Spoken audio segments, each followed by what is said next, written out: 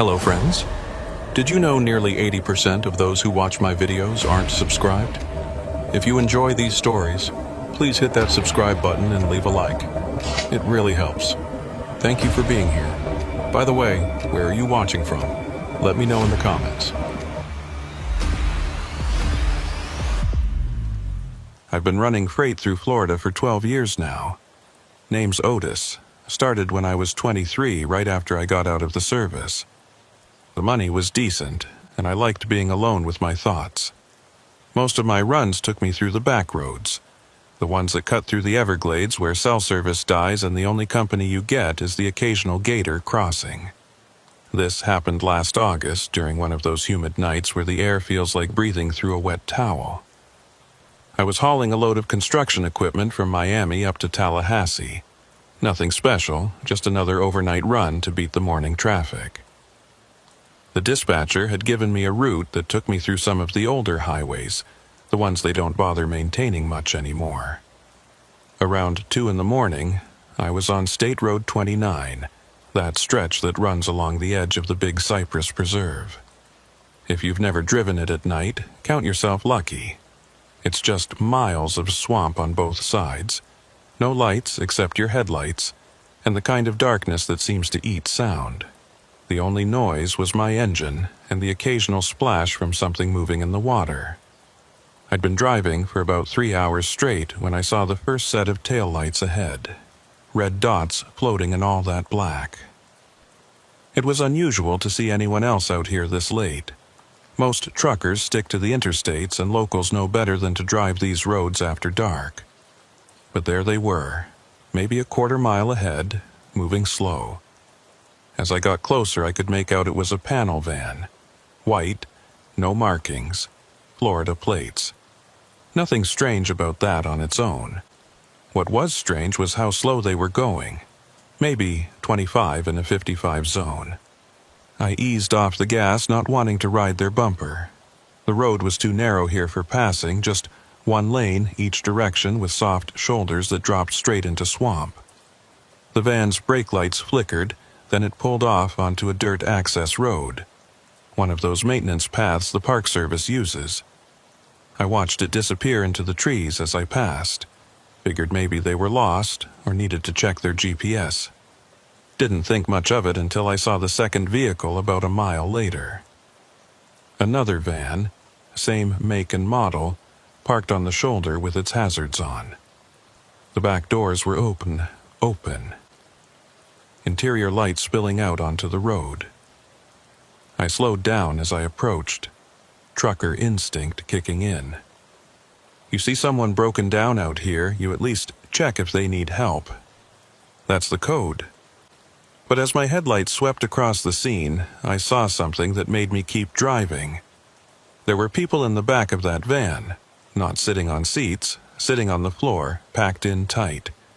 I counted at least 8 heads in that brief moment my lights hit them. None of them looked up. None of them moved. They just sat there, hunched over, like they were trying to make themselves small. My stomach dropped. I knew what I was looking at. You hear about it happening, especially down here near the border states, but seeing it yourself is different. I grabbed my CB, tried to raise someone, anyone. Nothing but static. Cell phone showed no bars. I was in a dead zone, literally and figuratively. I kept driving, hands tight on the wheel, checking my mirrors every few seconds. About 2 miles down, I saw more lights. This time, it was 3 vehicles pulled off on a wider section of shoulder. 2 more white vans and a black SUV with tinted windows. People were moving between the vehicles. Quick, efficient movements. Nobody running, nobody shouting, just transferring human cargo like they were loading boxes. I slowed down again, not stopping but getting a better look. That's when I saw him. A man standing by the SUV, watching the road. Tall, thin, wearing a light-colored shirt and jeans. Even from a distance I could tell he was alert, scanning for trouble. Our eyes met for just a second as I passed. He didn't wave, didn't smile. Just watched me go by with the kind of look that said he was memorizing my truck, my plates, everything about me. I pushed the accelerator harder than I should have on that narrow road. My trailer swayed a bit, but I didn't care. I needed distance between me and whatever operation I'd just witnessed. 5 miles, 10 miles, 15. Finally, I saw the lights of a gas station ahead. One of those 24-hour places that cater to truckers. I pulled in fast, probably too fast, and parked under the brightest light I could find. My hands were shaking as I grabbed my phone. 2 bars of signal. I called 911. The dispatcher who answered sounded bored at first. Another trucker calling in about something they saw on the road. But when I described the vans, the people, the location, her tone changed. She started asking specific questions. How many vehicles? What direction were they headed? Did I see any weapons? Could I describe any of the people? I answered everything I could remember. She told me to stay where I was, that someone would come take a statement. 20 minutes later, a Collier County Sheriff's cruiser pulled in. The deputy was young, maybe mid-20s, but he knew his job. He took notes, had me point out the exact location on his map, even called it in while I was sitting there. But then he said something that chilled me more than what I'd seen on the road. "You're lucky you didn't stop," he said. "We've had 3 truckers go missing on this stretch in the last 6 months. Found one of their rigs abandoned about 10 miles from where you saw those vans. No sign of the driver." He took my information, said a detective would probably call me for follow-up. Then he gave me some advice I'll never forget. "Next time you're running this route at night, don't stop for anything. Not for accidents, not for breakdowns, nothing. And maybe consider taking I-75 instead, even if it adds an hour to your run." I sat in that gas station parking lot for another hour after he left, drinking coffee and trying to stop my hands from shaking. Every time a white van pulled in, my heart rate spiked. Finally, around 5 in the morning, when the sky was starting to lighten, I got back on the road. The rest of the run to Tallahassee was uneventful. Delivered my load, got my paperwork signed, acted like everything was normal. But it wasn't. I kept thinking about those people in the van, how they didn't look up when my lights hit them, how they just sat there, resigned to whatever was happening to them. A detective did call me 2 days later, asked more questions, had me look at some photos of vehicles and people. I couldn't identify anyone specific, but I gave him everything I remembered. He thanked me for calling it in, said I'd done the right thing, but he also said something that stuck with me. "We've been tracking this operation for months," he said. "They move people through the swamps because they know we can't patrol every back road. They use truckers' routes because they blend in with legitimate traffic, and they don't usually leave witnesses." That last part hung in the air between us. I knew what he meant. I'd seen something I wasn't supposed to see, and somehow I'd driven away from it. But the way he said it made me realize it wasn't over. These people knew their routes had been compromised. They knew someone had seen them, and they probably knew it was a trucker who'd called it in. For the next few weeks I was paranoid. Every time I saw a white van in my mirrors, I tensed up. Every time someone followed me for more than a few miles, I started planning escape routes. I changed my routine, took different roads, even stayed in different truck stops. But nothing happened. No one approached me. No one threatened me. It was almost worse than if they had, the waiting, the wondering. Then, about a month later, I was back on State Road 29. Different load, same general route. I'd thought about taking the interstate like the deputy suggested, but it would have added 2 hours to my run, and time is money in this business. Besides, lightning doesn't strike twice, right? It was another late night, maybe 1 in the morning. The road was empty except for me and the bugs hitting my windshield. I was just passing the spot where I'd seen those vans when my engine started sputtering. The temperature gauge was climbing. Steam started seeping from under the hood. I cursed, knowing I had to pull over. The engine was overheating, and if I didn't stop, I'd blow it completely. I found a slightly wider spot on the shoulder and eased to a stop, grabbed my flashlight and popped the hood. Coolant was leaking from a hose that looked like it had been sliced. Not worn through. Sliced, clean cut, like someone had taken a knife to it. That's when I heard the vehicle approaching, slow, deliberate, no hurry. I looked up to see headlights coming from the direction I'd just come. As it got closer, I could see it was a van, white, no markings. It pulled up behind my truck and stopped. The driver's door opened and a man stepped out. Not the tall, thin one I'd seen before. This one was shorter, stockier, wearing coveralls like a mechanic. He walked toward me with his hands visible, empty, but something about his movement was wrong. Too casual, too confident for someone approaching a stranger on a dark road. "Having trouble?" he asked when he was about 10 feet away. His accent was local. Florida panhandle, maybe. Friendly enough on the surface. "I'm good," I said, keeping the truck between us. "Already called for help." He smiled, but it didn't reach his eyes. "No cell service out here. I know. I work these roads." We stood there for a moment, sizing each other up. I had my hand on the tire iron I kept behind the seat.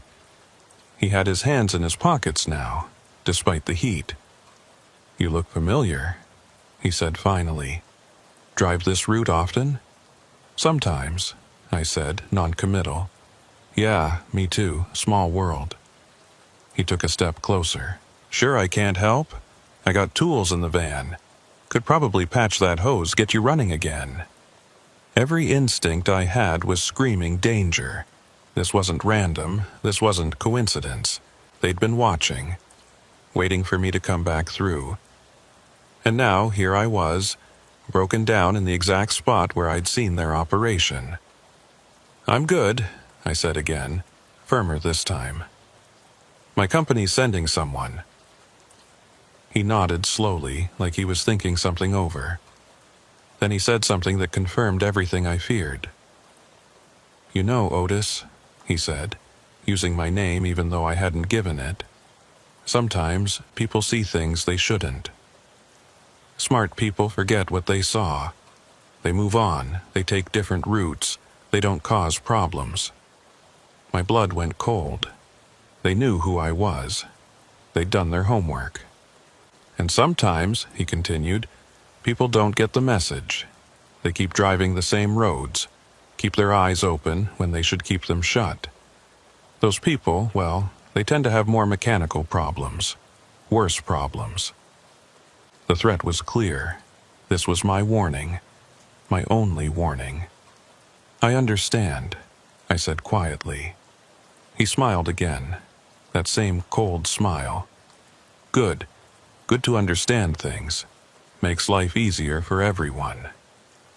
He started walking back to his van, then stopped and turned. "You know, there's a nice truck stop about 30 miles north on 75. Good coffee, safe parking.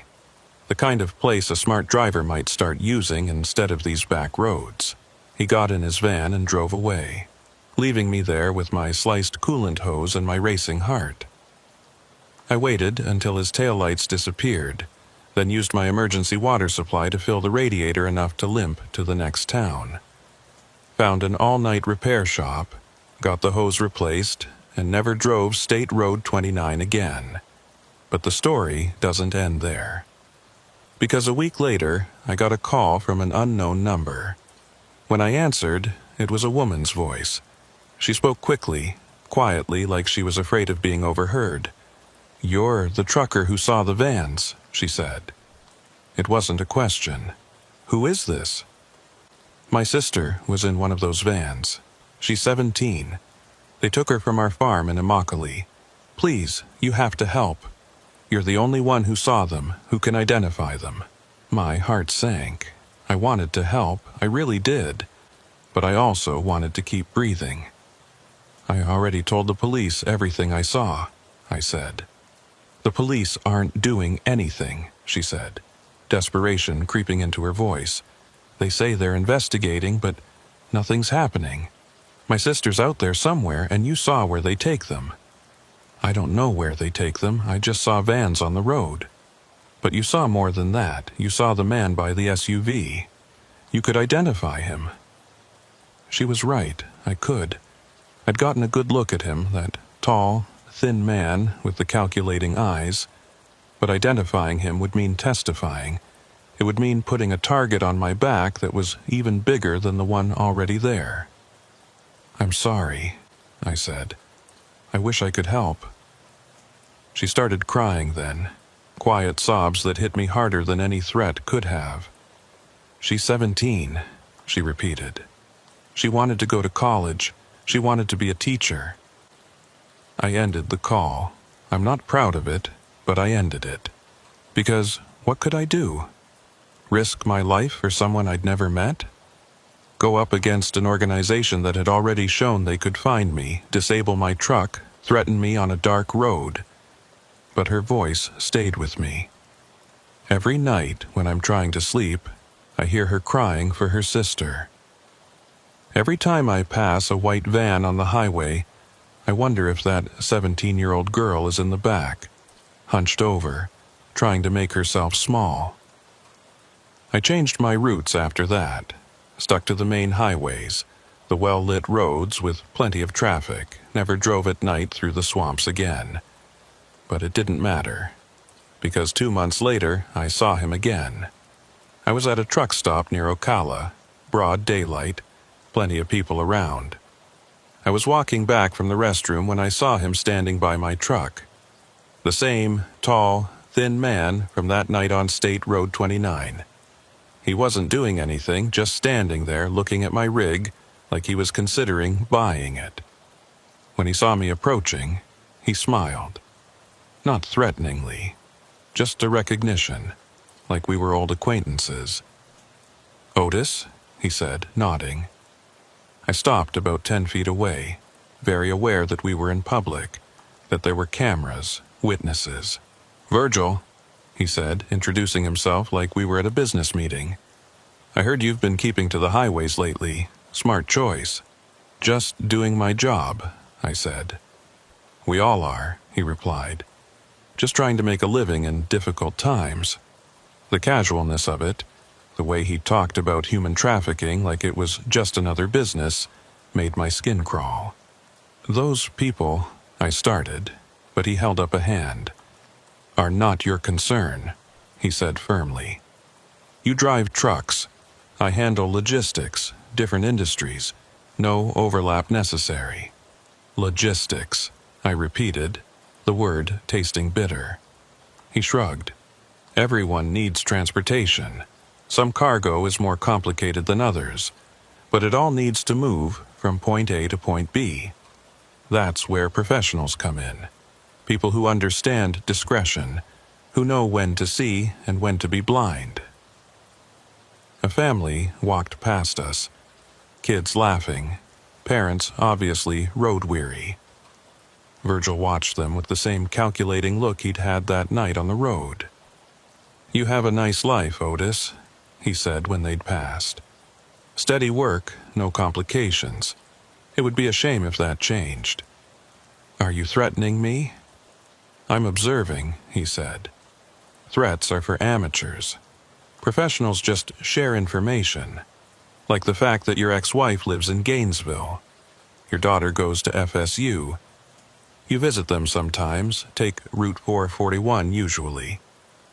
My hands clenched into fists, but he kept that same calm smile. "Just observations," he repeated. "The world is full of random accidents, unexpected tragedies. But they're less random when people mind their own business, when they stick to their own roads." He started to walk away, then turned back. "Oh, and Otis, that woman who called you. About her sister, she won't be calling again. That problem resolved itself." The implication hit me like a punch. I wanted to grab him, demand answers, but he was already walking away, disappearing into the maze of trucks and cars. When I looked for him again, he was gone. No vehicle, no trace, like he'd never been there at all. I found out later what happened to the woman who'd called me. Single car accident on a rural road. Drove into a canal, they said. No skid marks, no sign she tried to brake. Just drove straight into the water. They ruled it accidental drowning. But I knew better. She'd pushed too hard, asked too many questions, and they'd resolved the problem. Her sister was never found. None of the people from those vans were, as far as I know. The investigation the detective mentioned went nowhere. No arrests, no raids, nothing. It was like everyone just decided to forget it happened. But I couldn't forget, can't forget. The months after that encounter at the truck stop changed everything about how I did my job. I started carrying a gun, legally, of course. Got my concealed carry permit and kept a Glock 19 in the compartment beside my seat. I installed dash cams, front and rear, with cloud storage so footage would be saved even if something happened to the truck. I varied my routes constantly, never taking the same roads on consecutive runs. But you can't run forever from people who move in shadows. And in Florida, especially down near the Everglades, the shadows are everywhere. It was December when things escalated. I just picked up a load of produce from a farm near Homestead, heading up to Orlando. It was early evening, sun setting behind me as I drove north on US 27. This was a route I hadn't taken in months, but the dispatcher insisted.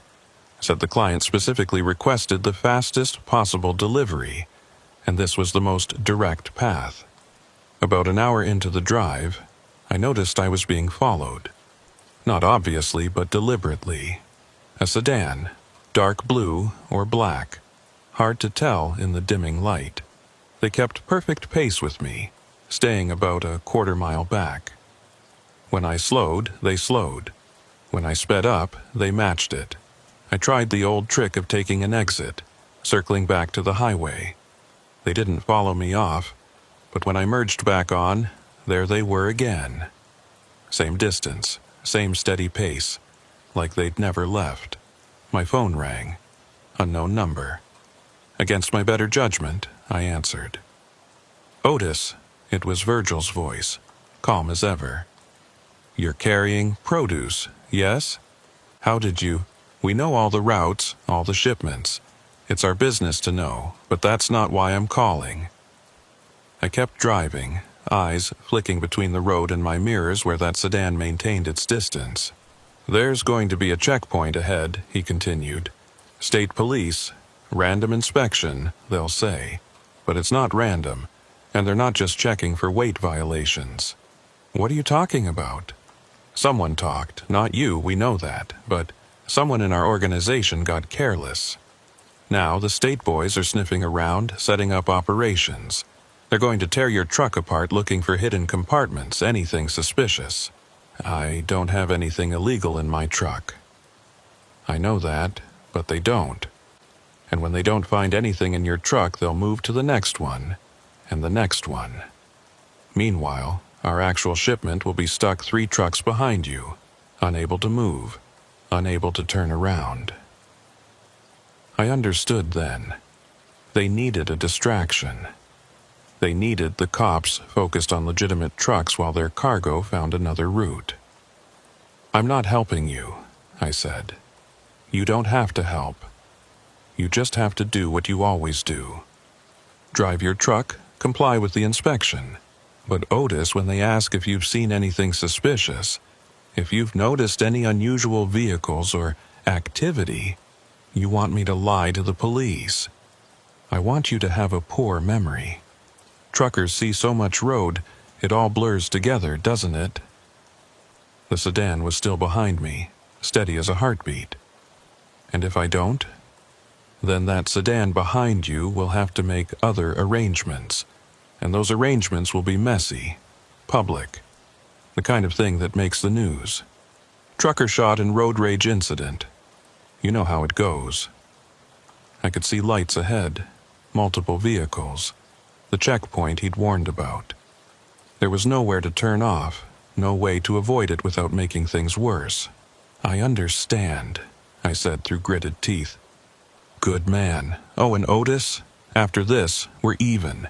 You keep your mouth shut, we forget you exist. Fair trade? He hung up before I could answer. The sedan behind me suddenly accelerated, past me doing at least 90, and disappeared into the distance before the checkpoint. They'd made their point. They could reach me anywhere, anytime. The inspection was thorough, just like Virgil had said. They had dogs, mirrors on poles to check under the truck, officers who opened every compartment. They asked questions about my route, where I'd been, what I'd seen. I answered truthfully about everything except the sedan. When they asked if I'd noticed any vehicles following me or acting suspiciously, I shook my head. Just normal traffic, I said. Nothing out of the ordinary. It took 45 minutes before they cleared me to go. As I pulled away, I saw them flagging down the next truck and the next. Further back in the line, barely visible in the growing darkness, were 3 white vans. They'd been caught in the checkpoint trap, just like Virgil had predicted. But as I drove away, I saw something else. Those vans were turning around, using the median crossover marked for emergency vehicles only. No one stopped them. No one pursued them. They just melted back into the southbound traffic and disappeared. The checkpoint had been real, but it had also been orchestrated. Someone had tipped off the cops about suspicious activity on this route, forcing them to set up the inspection, but someone had also made sure the real targets knew exactly when and where to avoid it. It was a chess game, and truckers like me were just pawns. I made my delivery in Orlando and decided to stay overnight instead of heading back. Found a motel near the warehouse district, paid cash, parked my truck where I could see it from my room window. I needed time to think, to figure out my next move. Around midnight, someone knocked on my door. 3 soft raps, like they didn't want to wake the neighbors. I grabbed my gun, checked the peephole. It was a woman, middle-aged, Hispanic, wearing a hotel cleaning uniform even though this place didn't have room service. "Mr. Otis?" she said through the door. "Please, I need to talk to you." "We're closed," I said, which made no sense, but I was tired and on edge. "Please. It's about my daughter. She was in one of the vans." My hand froze on the door handle. This could be a trap. Someone Virgil sent to test me. Or it could be real, another desperate parent looking for answers. "I can't help you," I said through the door. "I'm not asking for help, I'm warning you." That got my attention. I kept the chain on but cracked the door open. She looked exhausted, scared, but determined. "My name is Eula," she said quickly. "I work at the truck stop on State Road 60. I see you there sometimes. Coffee, black, no sugar." She was right. I did stop there, or used to. "What warning?" I asked. "They're planning something, the men who took my daughter. I hear them talking when they come through. They think I don't understand English well, but I do. They mentioned your name." "When?" "2 days ago. They said the trucker Otis was becoming a problem, that he needed a permanent solution." My blood chilled, so much for being even. "Why warn me?" "Because you saw them. You reported them. You're the only one who tried to do something." Tears started forming in her eyes. "My daughter, Rosa, she's 15. They took her from our apartment complex. Said they were immigration, that there was a problem with our papers. But we're citizens, born here. Did you go to the police?" She laughed bitterly. "The police?" "Some of them are involved. Not all, but enough. Money flows through this state like water, and everyone gets wet." She reached into her pocket and pulled out a folded piece of paper. This is a license plate number. The SUV, the black one. I saw it again yesterday, memorized the plate. Maybe it helps, maybe not. I took the paper. Florida plates, commercial registration. You should leave, I told her. Get out of Florida. Start over somewhere else. I can't leave. Not without knowing what happened to Rosa. Even if she couldn't finish the sentence. These people are dangerous. I know. They killed a woman last month. The one whose sister disappeared. Made it look like an accident. You know about that? Everyone knows. But knowing and proving are different things, and speaking up is dangerous. She looked me directly in the eyes. They're moving the operation.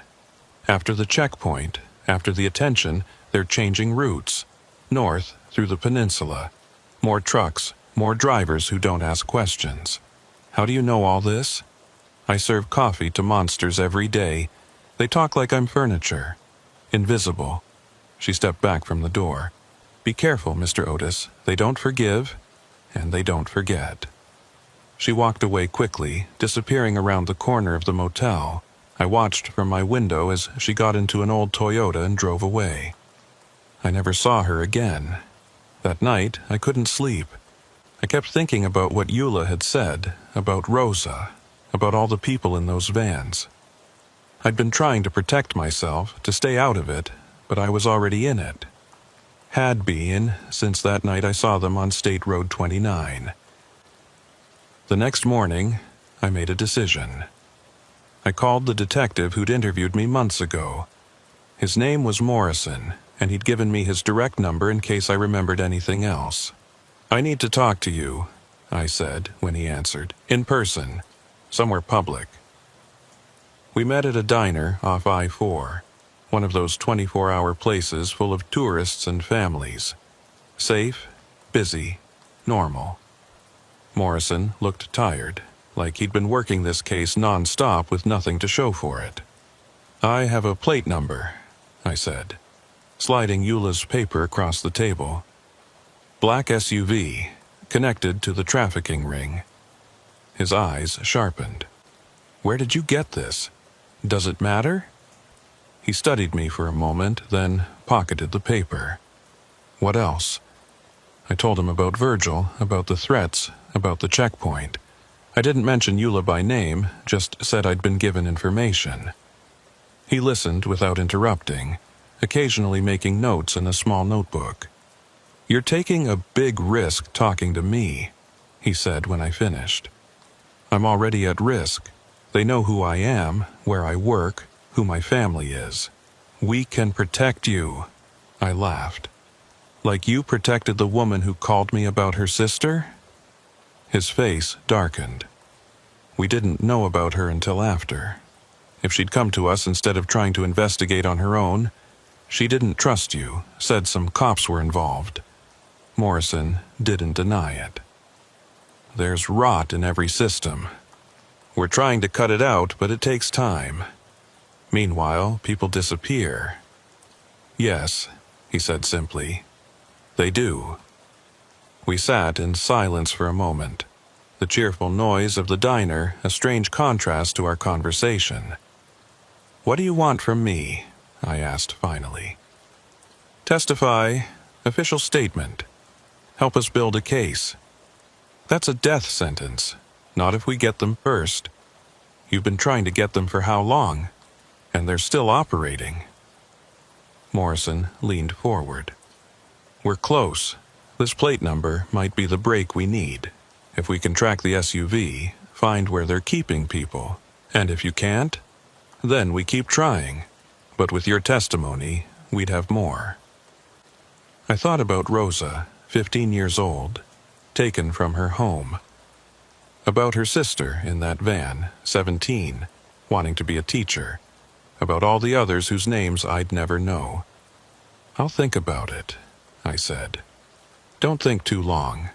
These operations, they can pack up and move overnight. Hurricane season, they say, or construction project finished, but really they just disappear, set up somewhere else. I left the diner first, Morrison staying behind to finish his coffee and make some calls. As I walked to my truck, I noticed a familiar figure standing by a nearby car. Not Virgil, but the stocky man in coveralls who'd threatened me on the road. He wasn't trying to hide, just standing there watching me. I kept walking, got in my truck, started the engine. He didn't move, didn't follow, just watched. The message was clear. They knew I'd talked to Morrison. They knew everything. I drove out of the parking lot expecting to be followed, expecting something to happen. But nothing did. Just normal traffic, normal day. Delivered my load, picked up another, kept moving. But I knew the clock was ticking. Either Morrison would move on that plate number and make arrests, or Virgil's people would decide I was too much of a liability. 3 days passed, then 4, then a week. I started to think maybe it would all blow over, that everyone would just move on. But then I got another call from Morrison. "We found the SUV," he said, excitement in his voice. "Registered to a shell company, but we tracked it to a warehouse near Immokalee. We're moving on it tonight." "Good," I said, relief washing over me. "I need you to stay somewhere safe for the next 48 hours, until we have them in custody. I'm on a run to Jacksonville. Won't be back until tomorrow night." "Perfect. Stay out of the area. I'll call you when it's clear." But he never called. Because that night, while I was 300 miles away in Jacksonville, the warehouse in Immokalee burned to the ground. The news called it an electrical fire, probably caused by old wiring. No casualties, the building had been empty. Whatever evidence Morrison had hoped to find was ash. The next morning, I got a text from an unknown number. Just 2 words. "Still even?" I knew what it meant. They'd destroyed the evidence, covered their tracks, but they hadn't come after me. It was another warning, another chance to walk away. But I couldn't walk away, not anymore. Because that same day, I got another visitor. This time, it was at a truck stop near Gainesville. Broad daylight, plenty of witnesses. A young woman, maybe 20, approached my truck as I was checking my tires. "You're Otis," she said. Not a question. I tensed, ready for another threat, but then she said something that changed everything. "My name is Rosa, Eula's daughter." I stared at her, not believing it. "Rosa's 15. That was 3 years ago. I've been away. 3 years. Eula had said Rosa was taken recently, but she'd been missing for 3 years, which meant, your mother, she thinks you were just taken." Rosa's face crumbled. "I know. I escaped 2 weeks ago. Been trying to find her, but I can't go home. They're watching. They'd take me again. Or worse. Where have you been?" "Different places. Houses, warehouses, trucks. Moved around a lot. There were others, dozens of us. Some got sold, some got moved to other states, some—" She didn't finish. "We need to go to the police." "No." The fear in her voice was real. "Some of them are involved. I've seen cops at the houses taking money, sometimes taking girls. Detective Morrison is probably dead or will be soon. That warehouse fire wasn't an accident. They knew he was coming." My blood went cold. I tried calling Morrison's number. It went straight to voicemail. "What do you want from me?" I asked Rosa. "Help me get to my mother. Get us both out of Florida. We have family in Texas. We can disappear there." It was insane. I was a truck driver, not a smuggler. But looking at this young woman who'd survived 3 years of hell, who just wanted to find her mother and escape, I couldn't say no. "Where is she?" "Still working at the truck stop on 60. Still serving coffee to the men who sold me." The irony was bitter. Eula searching for her daughter, serving the very people who'd taken her, and Rosa free but unable to go home. They'll be watching her, I said. I know. That's why I need your help. You have a truck, you know the roads, you can get us out. I thought about all the reasons to say no. The danger, the likelihood of getting caught, the certainty that Virgil would see this as breaking our even status. But then I thought about those people in the vans, the ones who didn't get away, who didn't have anyone to help them.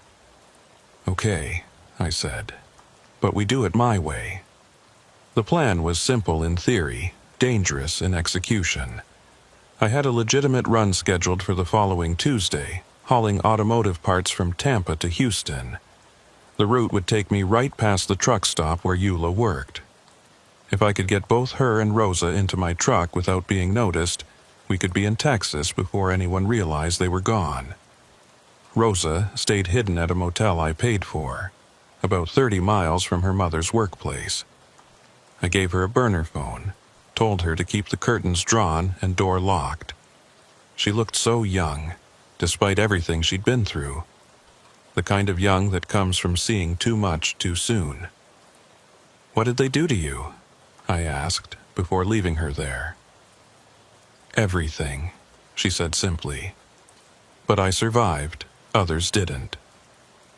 I wanted to know more, needed to understand what we were really up against, but she shut down after that. Some stories are too painful to tell, even when they're your own. The days leading up to Tuesday were tense. I kept expecting Virgil to show up, or his men, or even the police, but everything stayed quiet. Too quiet. The kind of quiet that feels like the world is holding its breath. I did my regular runs, acted normal, but I was preparing. I bought supplies, water, food that wouldn't spoil, blankets. The sleeper cab of my truck could hide 2 people if they stayed low, but it would be cramped and uncomfortable. I also mapped out alternative routes to Houston, places we could stop if we needed to, truck stops where I knew the security was lax. Monday night, I called Eula. I'd gotten her number from the truck stop, pretending I'd left something behind and needed to check if anyone had found it. When she answered, I could hear the exhaustion in her voice. "It's Otis," I said.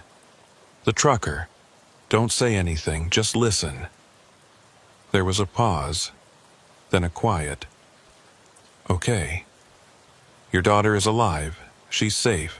I'm going to bring her to you." I heard her sharp intake of breath, then what sounded like crying. "Tuesday morning, 11 o'clock. Be ready to leave. Everything behind, no goodbyes, no notes. Can you do that?" "Yes," she whispered. "Yes, anything. They might be watching you. Act normal until the moment you see my truck." Is she okay?" "She's survived," I said, which was the most honest answer I could give. Tuesday came dark and cloudy, the kind of weather that threatens rain but never delivers. I picked up Rosa at dawn, had her hide in the sleeper cab before we got on the road. She was quiet, curled up small behind the seats with a blanket over her. "Whatever happens," I told her, "you stay hidden until I say it's safe." The drive to the truck stop took 3 hours. 3 hours of checking mirrors, watching for tails, expecting disaster at every mile marker. But the road stayed normal. Just truckers and commuters and the occasional tourist lost on their way to the beaches. I pulled into the truck stop at 10:45, earlier than I'd told Eula, but I wanted to scout the situation. The place was moderately busy. 4 other big rigs, maybe a dozen cars. I parked at the far end of the lot, nose out for a quick exit, and went inside.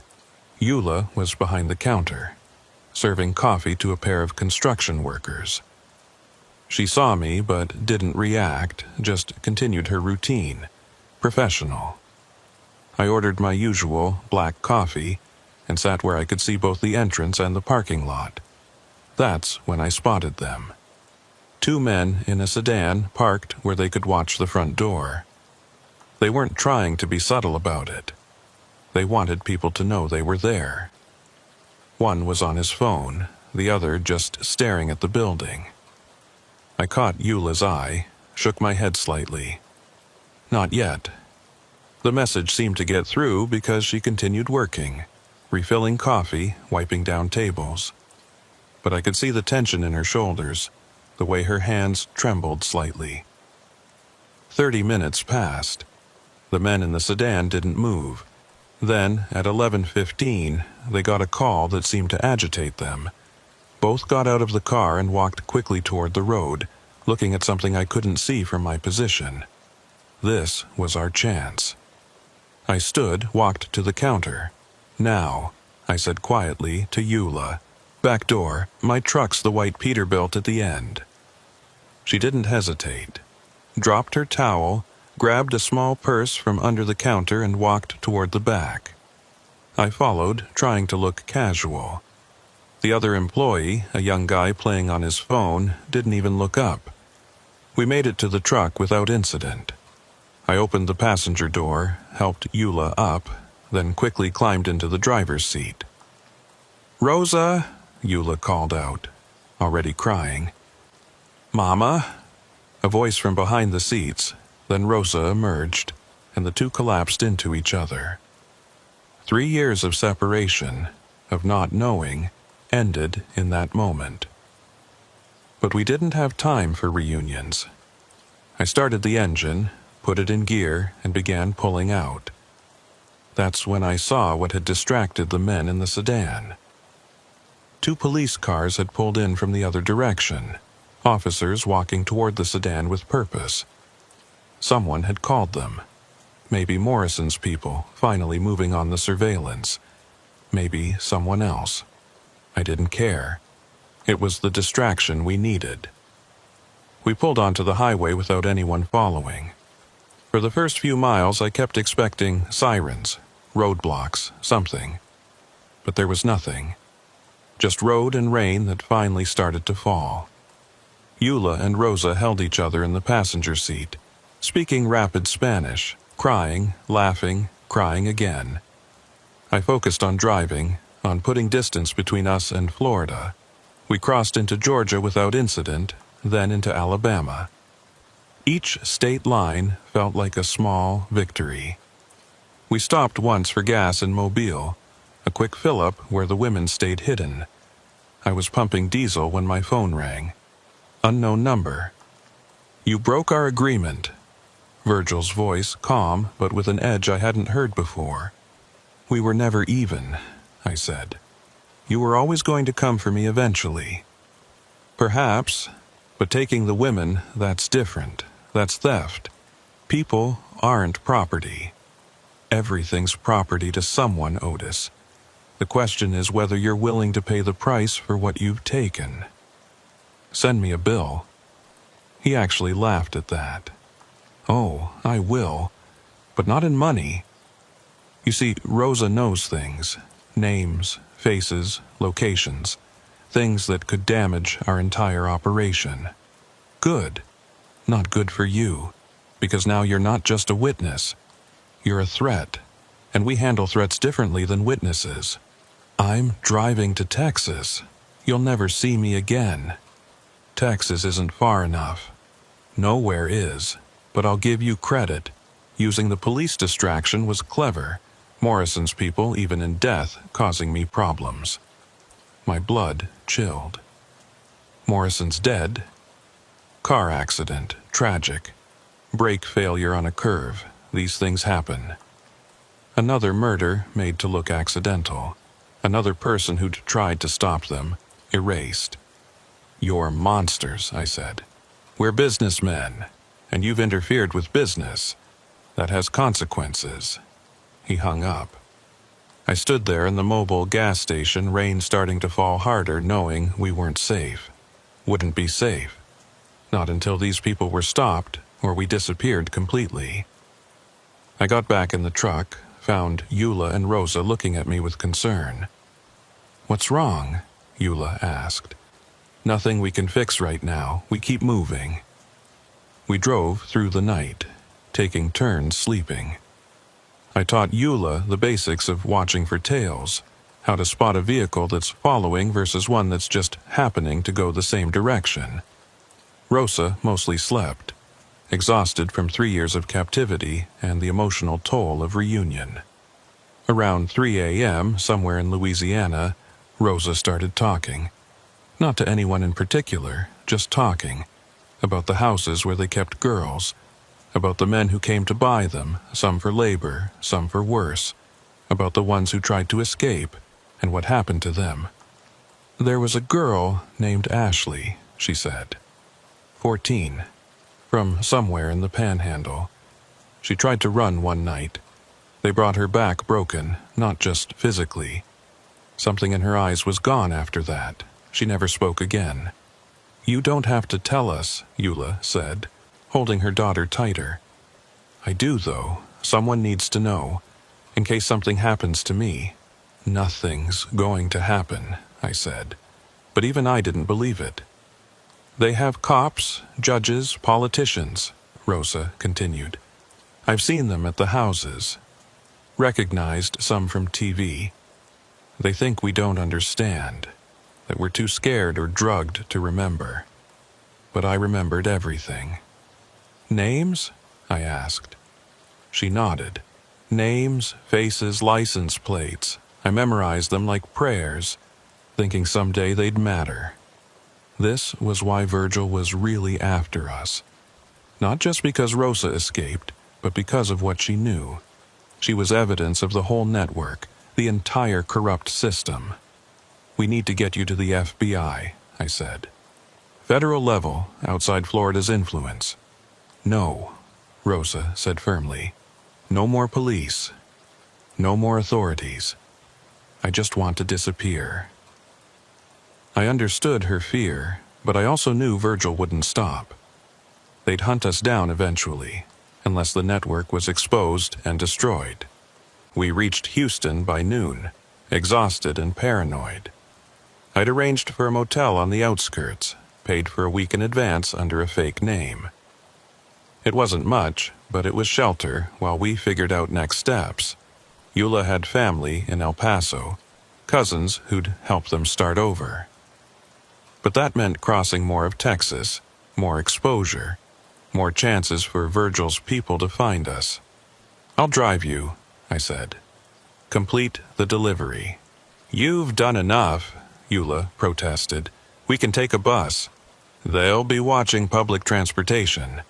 My truck is safer. It wasn't really, but I couldn't abandon them now. I'd crossed a line, made myself an enemy of dangerous people. The only way out was through. That night in Houston, while Eula and Rosa slept, I made a decision. I called a journalist I'd heard about, someone who specialized in human trafficking stories. Her name was Sarah Chen, and she'd won awards for exposing similar networks in other states. I have a witness, I told her. Someone who can name names, provide details about a trafficking ring operating out of Florida. She was interested, but cautious. We arranged to meet at a public location, a busy restaurant near the airport. I didn't tell Rosa or Eula. Not yet. They'd been through enough without adding more pressure. The next morning, I left them at the motel and drove to the meeting.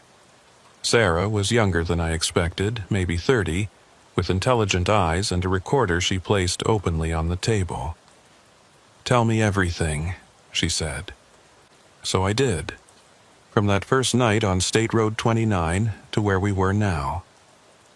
She took notes, asked clarifying questions, never once suggesting I was exaggerating or paranoid. This is big, she said when I finished. Bigger than just Florida. These networks connect across state lines, international borders. Can you help? I can write the story, but I need Rosa's testimony. Her details could break this open. She's scared, traumatized. I understand, but silence is what lets them continue. Every day, Rosa doesn't speak. More girls disappear. She was right, but it wasn't my choice to make. I gave her my burner phone number, said I'd talk to Rosa. When I got back to the motel, there was a white van parked across the street. My heart stopped. But then a family got out. Kids and beach toys. Just tourists passing through. The paranoia was getting to me. That evening, I told Rosa and Eula about the journalist. Rosa's reaction was immediate and negative. "No, they'll kill us all." "They're going to try anyway," I said. "At least this way your story gets out. Even if something happens to us, people will know." "I don't care about people knowing. I just want to forget."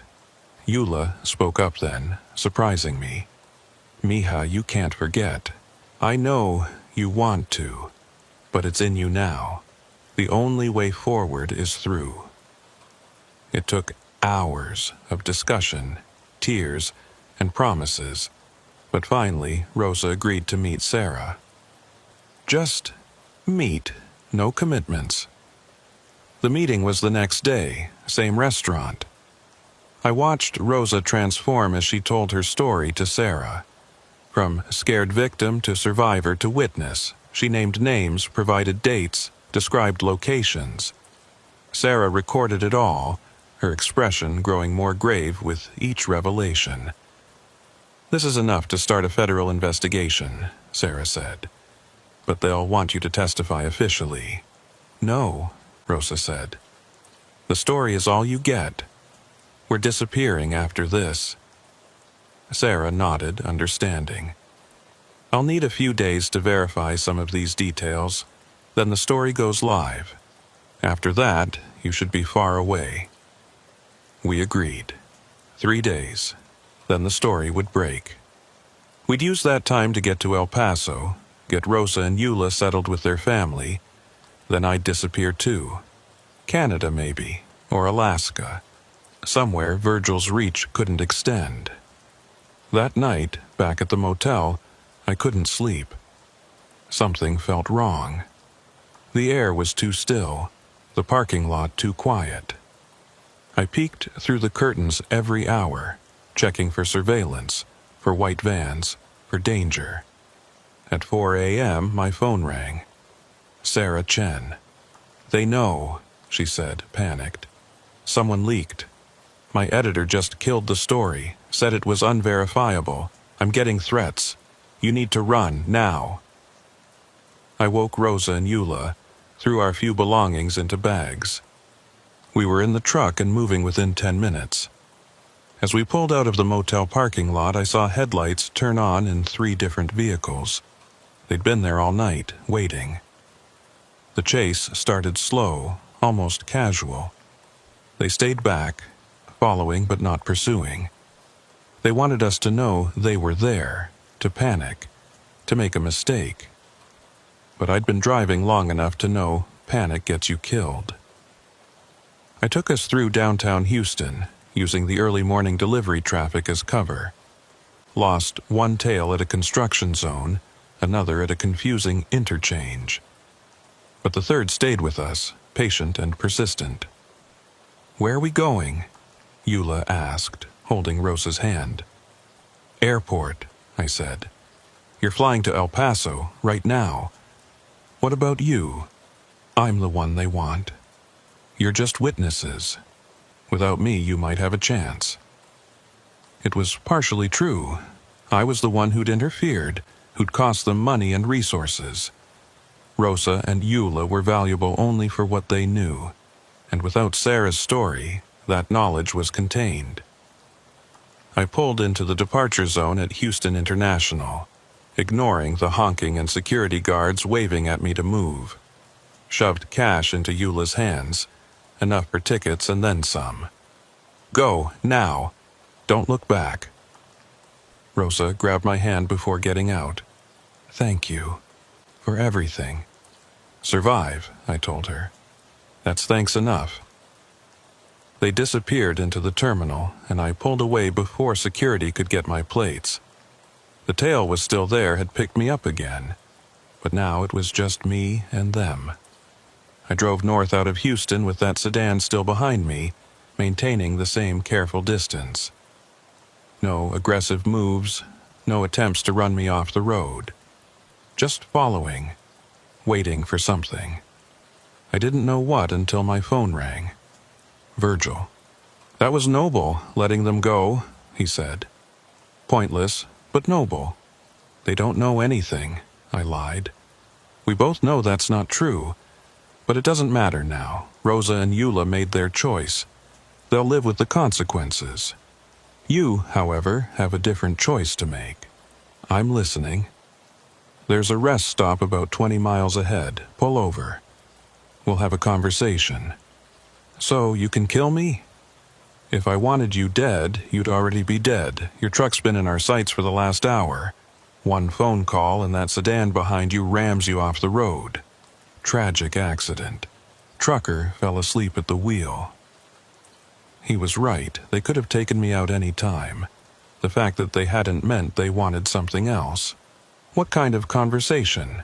I asked. The kind that determines whether you drive away from that rest stop or become another missing trucker statistic. I didn't have much choice. Running would only delay the inevitable. At least at a rest stop, there might be witnesses, cameras, some small protection. 20 miles, I agreed. The rest stop was one of those big ones with multiple buildings, vending machines, and picnic areas. Even at 7 in the morning, there were a handful of cars and 2 other trucks. I parked in the most visible spot I could find, right under a light pole with a security camera. The sedan pulled in behind me. Just one man got out. Not Virgil, but the stocky one in coveralls I'd encountered before. He walked to my passenger side, made a gesture for me to unlock the door. I did, and he climbed up. "Drive," he said.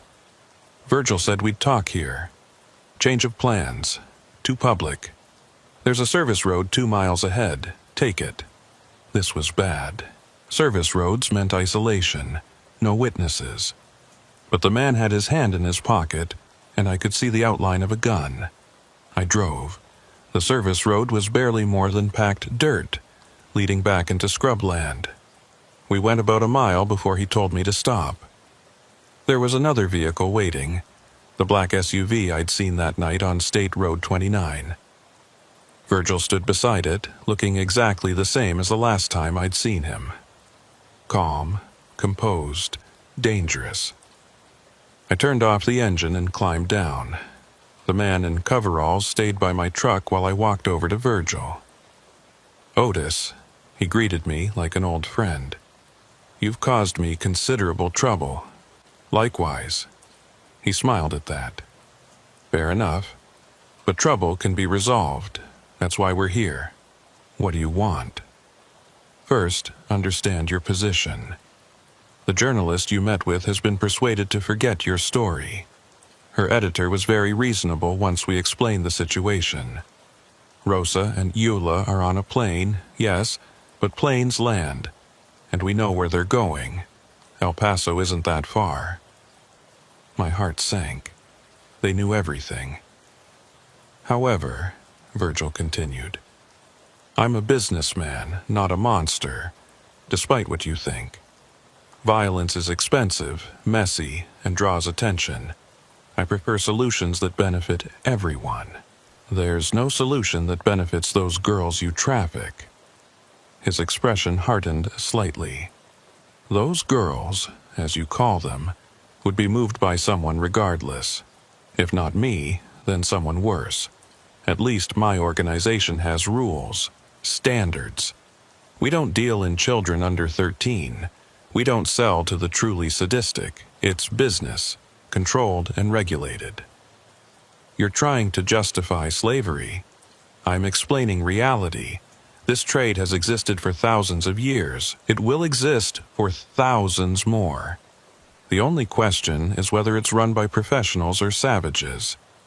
I wanted to argue, to tell him he was the savage, but I knew it wouldn't matter. Men like Virgil had long ago made peace with their choices. "What's your solution?" I asked instead. "You work for me."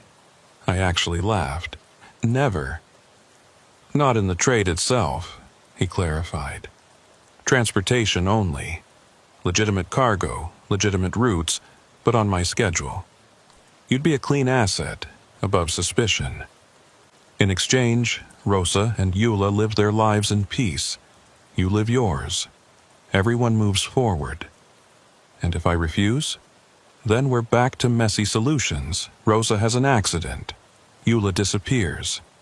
You're found in your truck, apparent suicide. Tragic how the stress of the job gets to some drivers. I looked around the empty scrubland. No witnesses, no help coming. Just me and two men who killed as easily as they breathed. I need guarantees, I said.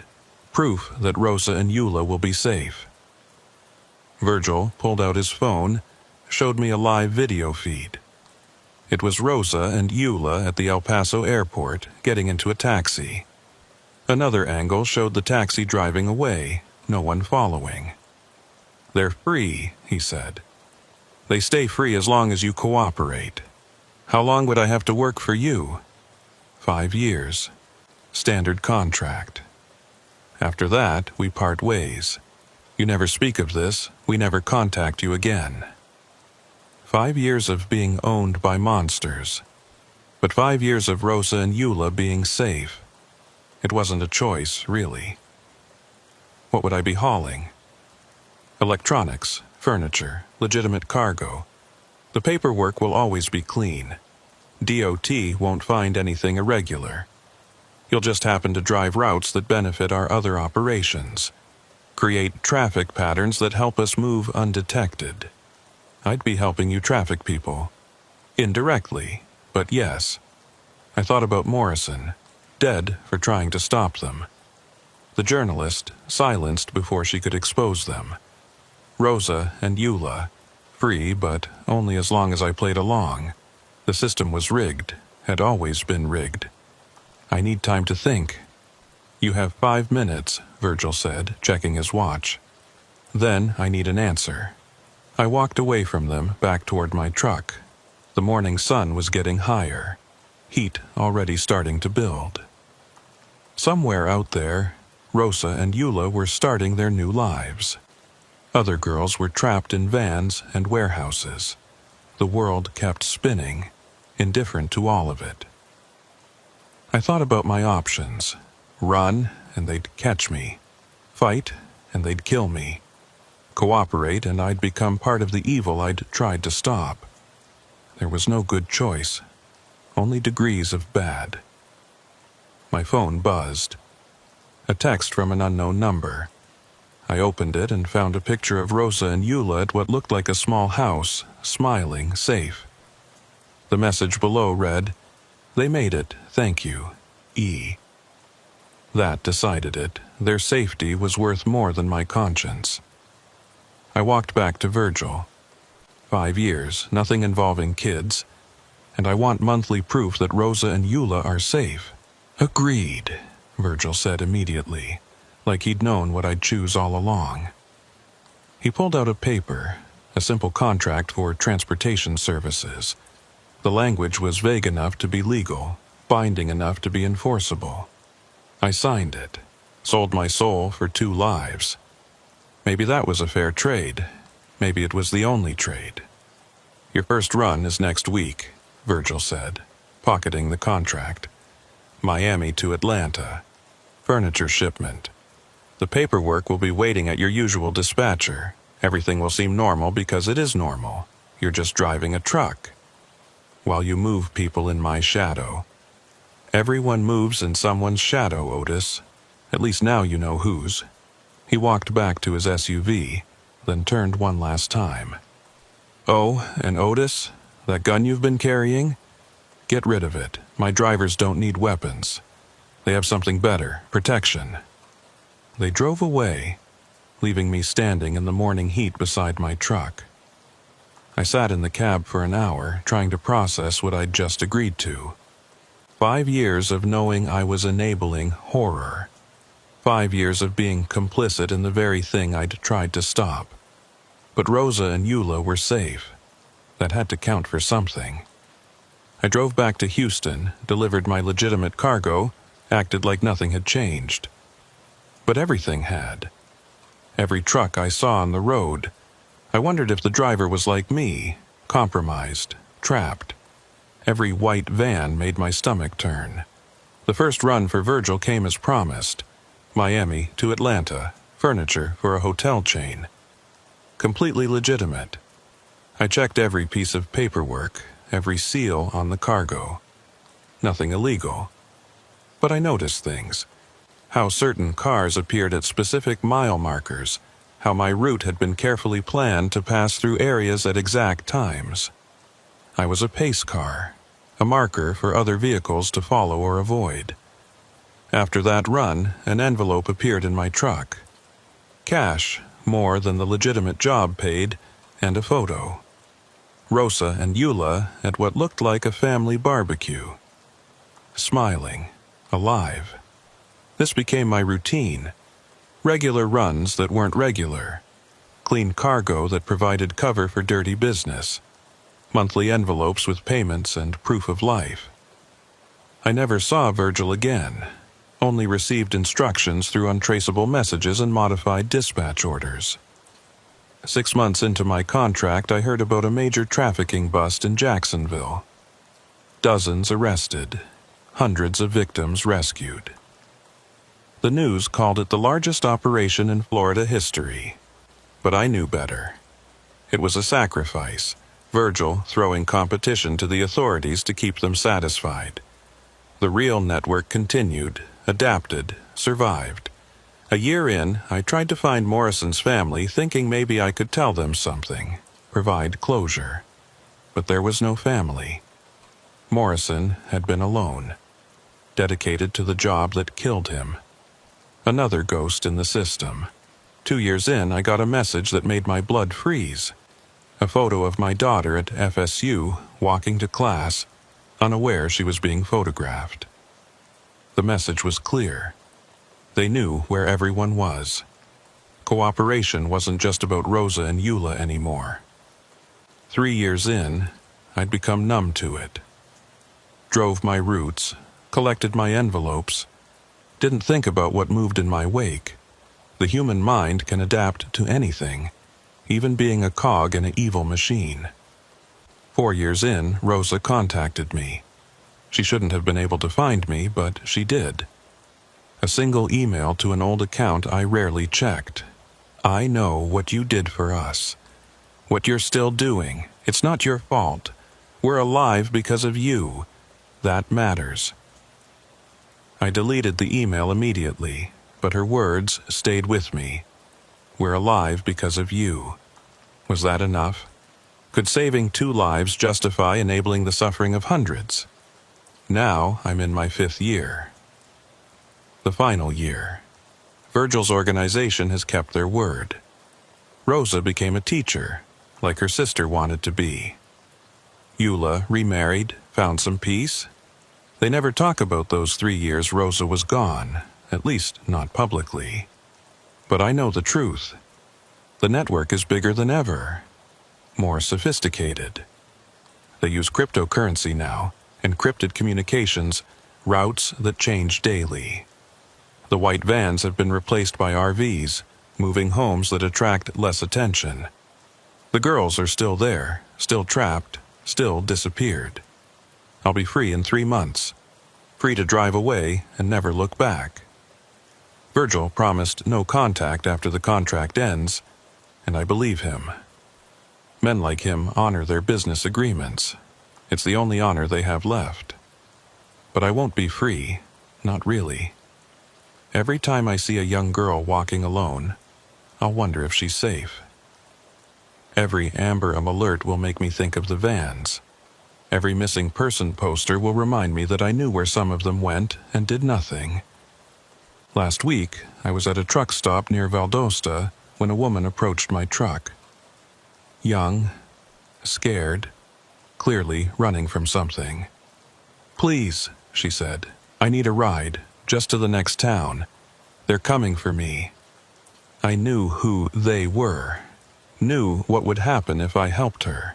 My contract was almost over, my freedom so close.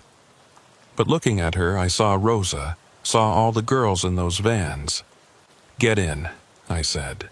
She climbed into the passenger seat, shaking. I drove her 200 miles to Savannah, found her a women's shelter, gave her all the cash I had. As she got out, she hugged me. "You saved my life," she said. Maybe. Or maybe I just delayed the inevitable. Virgil's people would find her eventually. They always did. But at least she had a chance, a head start. That night, my phone rang. Unknown number. "That was unwise, Otis." Virgil's voice calm as ever. "My contract says I drive trucks, not that I can't help people. Technicalities. I thought we understood each other better than that. 3 more months, then we're done." "Yes, 3 more months. But actions have consequences. The girl you helped, she was property, valuable property. That value has to be recouped. From me? From somewhere. Perhaps an extension of your contract. Another year should cover it." No. 5 years was the deal. Deals change when partners act in bad faith. The line went dead. I sat in my truck knowing I'd crossed a line, knowing they'd make me pay for it. But for the first time in 5 years, I didn't care. That girl was free, even if temporarily. That mattered. 2 days later, I found a GPS tracker on my truck. Removed it. Found another the next day. Stopped looking after that. Let them track me. Let them watch. 3 more months and I'd disappear so completely even they wouldn't find me. But they had other plans. This morning, I woke up to find an envelope in my cab. Not cash this time. Photos.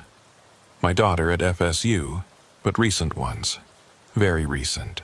Like yesterday recent. And a note. 6 more years. Or she takes Rosa's place. Your choice.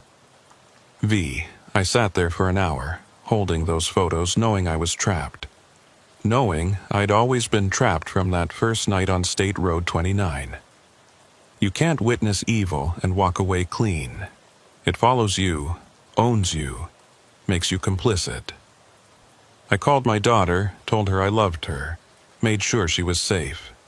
She was laughing about some party, some boy, some normal college life thing. She had no idea how close she was to disappearing into the shadow world that exists alongside our normal one. Tonight, I'll sign the new contract, 6 more years, and probably 6 more after that. Because men like Virgil don't let assets go. They use them until they're used up, then they disappear them. But I've started writing everything down. Every route, every pattern I've noticed, every detail about the organization. I'm mailing copies to journalists, FBI offices, anyone who might listen. Maybe nothing will come of it. Maybe Virgil will find out and I'll become another tragic accident. Or maybe someday someone will connect the dots, follow the patterns, save some girls, stop some vans. That's all I have left. The hope that my confession becomes evidence, that my complicity becomes testimony, that somewhere Rosa is teaching children and staying quiet, staying safe, staying alive. Because in the end, that's what this is about. Staying alive in a world where people vanish, where evil operates in broad daylight, where truck drivers become accomplices because the alternative is worse. I have to go now, have to drive, have to maintain the patterns that keep the shadows dark and the monsters fed. But know this. They're out there. On every highway, in every state. Moving people like cargo. Operating in the spaces between what we see and what we ignore. And some of us are helping them, not by choice, but by circumstance. By the terrible mathematics of saving who we can while enabling the suffering of who we can't. May God forgive me. May Rosa and Eula stay free. May my daughter never know how close she came. And may someone, someday, burn it all down. But I don't think they will. Because the truth is, the system isn't broken. It's working exactly as designed. And we're all part of it, whether we know it or not. My name's Clyde. and I've been hauling freight across the Southeast for 18 years. Started when I was 25, right after my first marriage fell apart. The road was therapy back then. Now it's just routine. Miles of asphalt, endless white lines, and the occasional story you wish you could forget. This happened last September, during that stretch when hurricane season overlaps with the tail end of summer heat. I was running a load of medical supplies from Jacksonville down to Naples. Time-sensitive stuff, dialysis equipment that some clinic needed yesterday. The dispatcher had promised bonus pay if I could shave a few hours off the delivery time. That's why I took State Road 29 through the Big Cypress Preserve instead of staying on I-75. It would cut 40 minutes off my time, and 40 minutes meant an extra $300 in my pocket. Seemed like easy money at the time. It was around 11 at night when everything went wrong. The road was slick from an earlier rain, that kind of Florida downpour that comes out of nowhere and leaves everything steaming. I was making good time, probably pushing a little harder than I should have been, when I hit a patch of standing water. The trailer started to fishtail immediately. 18 wheels suddenly had different ideas about which direction to go. I tried to correct, pumping the brakes, steering into the skid like they teach you, but the load shifted. All that medical equipment, improperly secured by whoever loaded it, slammed to one side. The truck jackknifed. I remember the world spinning, the headlights cutting crazy arcs through the darkness, illuminating cypress trees, and saw grass in flashing snapshots. Then came the impact. The cab hit something solid and stopped, but the trailer kept going, folding around like a broken arm. When everything finally stopped moving, I was hanging sideways in my seatbelt. The passenger side of the cab pressed into soft mud. The engine was still running, sputtering and coughing. I could smell diesel, hot metal, and that distinctive swamp smell, rot and growth mixed together. I killed the engine and took inventory. Nothing broken, at least nothing I could feel through the adrenaline. Some cuts from broken glass, bruises that would hurt like hell tomorrow, but I was alive. The cab was tilted at about a 45-degree angle. The driver's side door above me like a hatch. I managed to push it open and climb out, dropping down onto what used to be the passenger door. The truck was a mess. The trailer had folded in half, its back end submerged in swamp water. The cab was buried nose first in the muddy shoulder. There was no way this rig was moving without heavy equipment. My cell phone showed no signal, of course. This stretch of 29 was a dead zone on a good day. The radio was crackling with static, probably damaged in the crash. I was alone, injured, and stuck in the middle of nowhere with a destroyed truck full of medical supplies that people needed. I grabbed my flashlight and emergency kit, then climbed up the embankment to the road. Maybe someone would come by, though traffic was rare this late at night. I'd been standing there for maybe 10 minutes, watching my own blood drip onto the asphalt, when I saw headlights approaching from the north. The vehicle slowed as it got closer, finally stopping about 20 feet away. It was an old Ford pickup, the kind they stopped making in the 90s. Rusty, held together with primer and prayers, but running. The driver's door opened, and a woman got out. She was maybe 60, short and sturdy, wearing a floral house dress that seemed out of place on this empty road. Her gray hair was pulled back in a bun, and she moved with the careful steps of someone who knew the dangers of the swamp at night. "Lord have mercy," she said, looking at the wreck. "Are you hurt, son?" "I'm okay," I said, though the blood running down my face probably said otherwise. "Just need to call for help." "No phones out here," she said, approaching slowly. "Tower's been down for months. County says they'll fix it, but you know how that goes." She looked me over with what seemed like genuine concern. "I'm Opal. Live about 3 miles up the road. You need medical attention and a phone that works. I can wait here. Someone else will come by." She shook her head. "Honey, I've lived here 40 years. This time of night, you might see another car by sunrise. Maybe. And you're bleeding pretty bad. That cut on your head needs stitches." She was right. I could feel the blood soaking my collar, and the adrenaline was wearing off, replaced by pain and dizziness. "My son's good with medical stuff," she continued. "Was in the army, trained as a medic. We can at least clean you up, let you use our landline to call for a tow." I looked at my destroyed truck, then at this woman who seemed like she'd stepped out of a Norman Rockwell painting. Every trucker knows you don't go with strangers, especially in isolated areas. But I was hurt, stranded, and running out of options. "Okay," I said, "thank you. Come on then, truck's right here." I followed her to the Ford, noticing how she kept glancing at my wrecked rig. "Shame about your cargo," she said. "What were you hauling?" "Medical supplies. Dialysis equipment." Something flickered across her face, there and gone so fast I might have imagined it. "Important stuff? People depending on it?" "Yeah. Clinic in Naples." She nodded thoughtfully as I climbed into the passenger seat. The inside of the truck smelled like cigarettes and something medicinal, like a hospital smell but older, staler. There were dark stains on the bench seat that could have been anything. We drove in silence for a few minutes.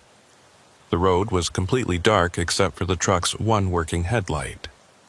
No streetlights, no houses, just swamp on both sides. Finally, she turned onto a dirt road I hadn't even seen until we were on it. Trees formed a tunnel overhead, Spanish moss hanging down like curtains. "Been living out here long?" I asked, trying to make conversation and calm my nerves. "All my life," she said. "My daddy built our house back in the 50s, back when this was really nowhere. Now, it's just mostly nowhere." The road wound through the trees for what felt like forever, but was probably only a mile. Finally, lights appeared ahead. A house materialized out of the darkness. 2 stories of weathered wood with a wraparound porch. It looked like it had been nice once, maybe 40 years ago. Now, it just looked tired. But there were lights on inside, warm and welcoming. A generator hummed somewhere behind the house. Several outbuildings dotted the property, a barn, what looked like a large shed, and something that might have been a guest house. "Merle," Opal called out as we parked. "We got company. Bring the medical kit." The front door opened and a man emerged. He was younger than I expected, maybe 35, built solid like someone who did physical work. He wore jeans and a tank top that showed arms covered in military tattoos. His hair was cut short, almost military regulation, and he moved with that particular kind of awareness that veterans have. "What happened?" he asked, already assessing my injuries with practiced eyes. "Truck accident down on 29, Opal said. "This is—" She looked at me questioningly. "Clyde," I said. "Clyde needs some patching up and a phone." Merle nodded. "Let's get you inside. Get a better look at that head wound." They led me into the house, which was cleaner than I expected from the outside. The living room was dated but tidy, with old furniture covered in handmade doilies. Family photos covered one wall, generations of people I didn't recognize. The medicinal smell was stronger inside, mixed with something else. Cleaning products maybe, but harsh ones. Merle had me sit at the kitchen table while he examined my head. His hands were steady, professional. He cleaned the wound with something that stung like hell, then started stitching it up without any local anesthetic. "Sorry," he said when I winced. "Fresh out of lidocaine." "It's fine," I managed through gritted teeth. Opal busied herself making coffee, moving around the kitchen with practiced efficiency. "You said medical supplies," she said casually. "What kind exactly?" "Dialysis machines, mainly. Some other equipment." "Expensive stuff?" "Very." She exchanged a look with Merle that I couldn't read. He finished with my head and moved on to the cuts on my arms, cleaning and bandaging with military precision. "Phone's in the hallway," Opal said. "You can call your company, get them to send someone." I stood up, still a bit shaky, and went to the hallway she indicated.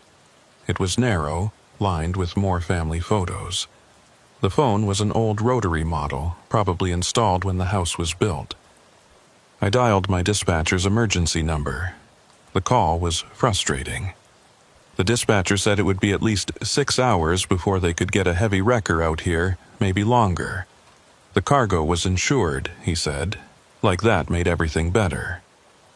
I gave him the approximate location, though I wasn't entirely sure where I was. When I hung up and turned around, Merle was standing right behind me. I hadn't heard him approach. 6 hours, I said, trying not to show how much he'd startled me. "Plenty of time for you to rest," he said. "Head injuries are nothing to mess with. You should lie down. I should get back to my truck. Wait there." "In the dark? With that head wound?" Opal appeared from the kitchen. "Absolutely not. We've got a guest room. You can rest until the tow truck arrives." Something about the way they were both looking at me, concerned but insistent, made me uncomfortable. But they were right. I was dizzy, exhausted, and in no shape to sit on a dark road for 6 hours. "Okay," I said. "Thank you. I really appreciate this." They showed me upstairs to a small room with a single bed and not much else. The window looked out onto the backyard, where I could see the outbuildings in the moonlight. One of them had lights on inside. "Bathroom's down the hall," Opal said. "You need anything, just holler." They left me alone, closing the door behind them. I could hear them talking quietly as they went downstairs, but couldn't make out the words. I sat on the bed, which creaked under my weight, and tried to shake the feeling that something was off. It was too convenient, maybe. The helpful locals, the medical training, the isolated house. But then again, rural Florida was full of people like this. Folks who minded their own business but helped neighbors when needed. I was probably just paranoid from the crash. I lay down, not intending to sleep, just to rest my eyes. But exhaustion won. I dozed off to the sound of that generator humming and something else. Voices from somewhere outside. Maybe from one of the outbuildings. Multiple voices, though I'd only seen Opal and Merle. I woke up to sunlight streaming through the window and the sound of engines outside. Multiple engines. I looked at my watch. I'd been asleep for 4 hours. The tow truck shouldn't be here for another 2. I went to the window and looked out. There were 3 vehicles in the backyard that hadn't been there before. 2 vans and another pickup truck. People were moving between them and the large shed, carrying boxes. Medical-looking boxes. My blood went cold. I recognized those boxes. They were from my truck. I backed away from the window, mind racing. They were stealing my cargo. That's why Opal had been so interested in what I was hauling. That's why they'd brought me here instead of leaving me at the truck. They needed time to unload it without me interfering. I tried the bedroom door. It was locked from the outside. Panic set in. These people weren't good Samaritans. They were thieves at best, and potentially much worse. I was trapped in their house, injured, with no phone and no way to call for help. I went back to the window, looking for a way out. It was a straight drop, maybe 15 feet to the ground. Doable if I had to, but not ideal with a head injury. The roof slanted away from the window, too steep to climb. The voices outside got louder. I could see Merle directing the operation, pointing and giving orders. Opal was there too, checking items off on a clipboard. They were organized, efficient. This wasn't their first time. Then I saw something that made my situation even worse. One of the men helping them was wearing a sheriff's department uniform. Local law enforcement was in on it, whatever it was. I sat back on the bed, trying to think. The tow truck would arrive eventually. When it did, would they let me go? Or was I now a liability, someone who'd seen too much? The door opened. Merle stood there, no longer looking friendly. "You're awake," he said. "Good. We need to talk." "About what?" I tried to keep my voice steady. "About how this is going to go. You seem like a decent guy, Clyde. Wrong place, wrong time. We don't want to hurt you, but we will if necessary." "I don't understand." He smiled, but it didn't reach his eyes. "Sure you do. You saw us moving your cargo. Here's the thing, that medical equipment is going to places that need it. Rural clinics that can't afford it otherwise. We're not stealing, we're redistributing. That's still stealing. Maybe, but those dialysis machines, they'll save lives. Poor people's lives. People insurance companies won't cover. Your company will get an insurance payout. They'll buy new equipment. Everyone wins. Except me. You win too, if you're smart. We patch you up, give you a place to rest, and when the tow truck comes, you tell them the cargo was already gone when you woke up. Must have been stolen while you were unconscious at the crash site. You never saw anything. Never saw us. And if I don't?" His expression darkened. "Then you become a problem. And we're very good at solving problems out here. Swamps full of gators, Clyde. Trucks go missing. Drivers, too." The threat was clear. Play along or disappear. "I need some guarantees," I said, stalling for time. "Only guarantee is this. You keep quiet, you leave alive. You talk, you don't. Simple as that." He left, locking the door again. I could hear him walking downstairs, heard more voices, more activity outside. I sat in that locked room for another hour, listening to the sounds of my cargo being systematically stolen. Every few minutes I'd hear a vehicle start up and drive away, presumably taking medical equipment to wherever these people distributed it. The window gave me a clear view of the operation, and I counted at least 8 people involved, not including Opal and Merle. The deputy I'd spotted earlier seemed to be providing security, walking the perimeter of the property with his hand resting on his service weapon. He was young, maybe mid-20s, with the kind of nervous energy that suggested he wasn't entirely comfortable with this arrangement. Around what should have been noon, Opal came up with a tray of food. Sandwich, apple, bottle of water. She set it on the nightstand like this was a bed and breakfast, not a kidnapping. "You should eat," she said. "Keep your strength up. Hard to have an appetite when you're being held prisoner."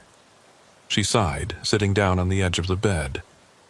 Up close, I could see the weariness in her eyes, the deep lines that came from years of hard living. "You think we're monsters," she said. "But you don't understand what it's like out here. Nearest hospital is 2 hours away. Clinics shut down because they can't afford equipment. People die from treatable conditions because they're poor and rural. So you steal. We survive, and we help others survive." She looked out the window at the activity below. "That dialysis machine your company was shipping? It was going to a private clinic in Naples, rich folks' backup facility. Meanwhile, there's a community center in Immokalee where migrants' kids are dying from kidney failure because they can't afford treatment. That's not my fault. No, but it's not theirs either." She stood up. "Eat or don't. Tow truck will be here in a few hours. Then this will all be over." She left, locking the door again. I ate the sandwich, not because I was hungry, but because I needed energy if an opportunity to escape presented itself. The apple was mealy, the water lukewarm, but it was better than nothing. As I ate, I watched them work. They were incredibly organized.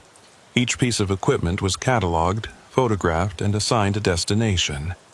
Nothing was wasted, nothing damaged. It was like watching a military operation, which made sense given Merle's background. Then I noticed something else. One of the outbuildings, the one that might have been a guest house, had people going in but not coming out. different people than the ones handling cargo. They looked sick, weak, some using makeshift crutches or being helped by others. It hit me then. This wasn't just a theft ring. They were running some kind of underground clinic. The medical equipment wasn't being sold, it was being used, right here on this property. The door opened again. This time it was Merle, and he wasn't alone. A Hispanic woman, probably in her 40s, wearing scrubs, was with him. She had a medical bag and the tired look of someone who'd been working too long without rest.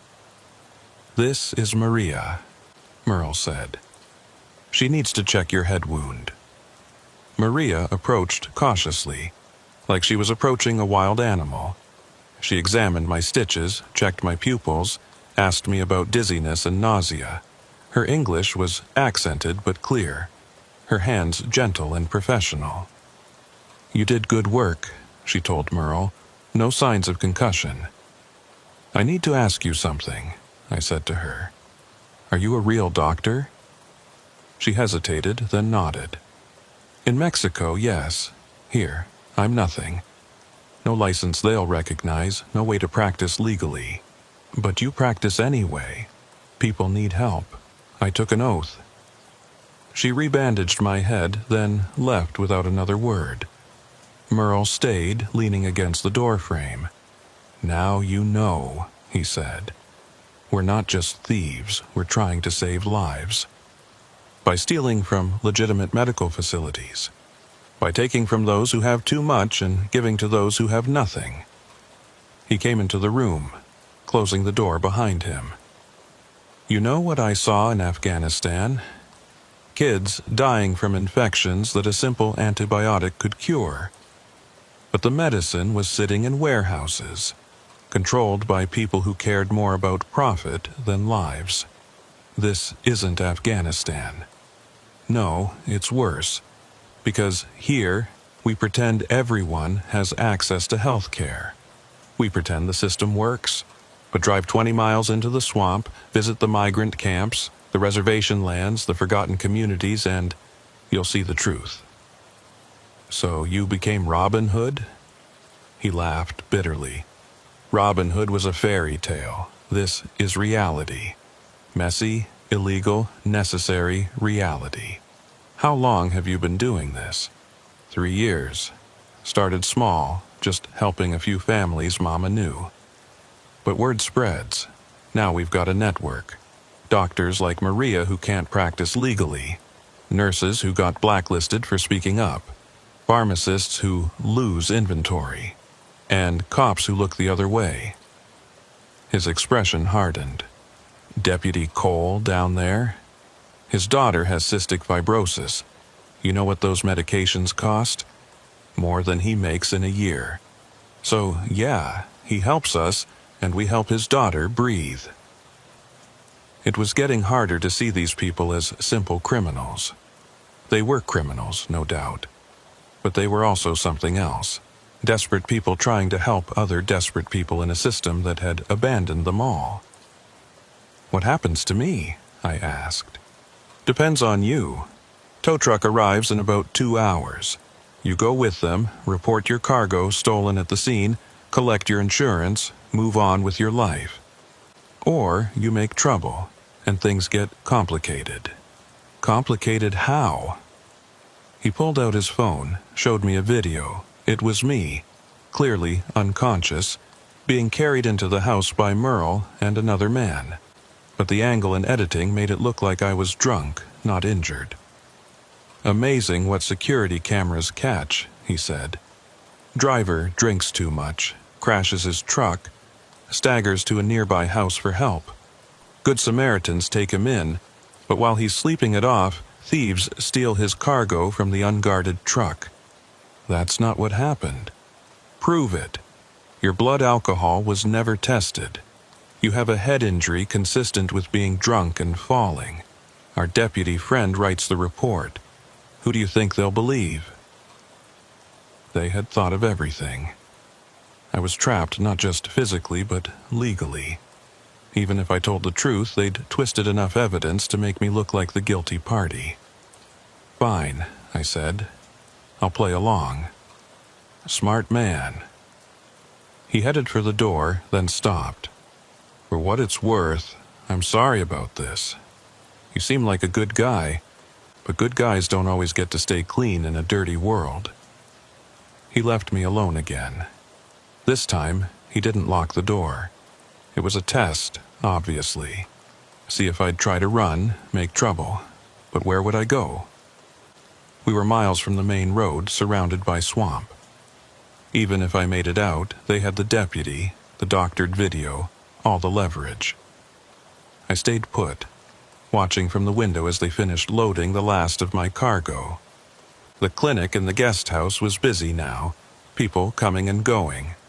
I saw Maria moving between patients, saw Opal distributing medications, saw Merle organizing everything with military efficiency. These people were criminals, but they were also running a functioning medical facility for people who had no other options.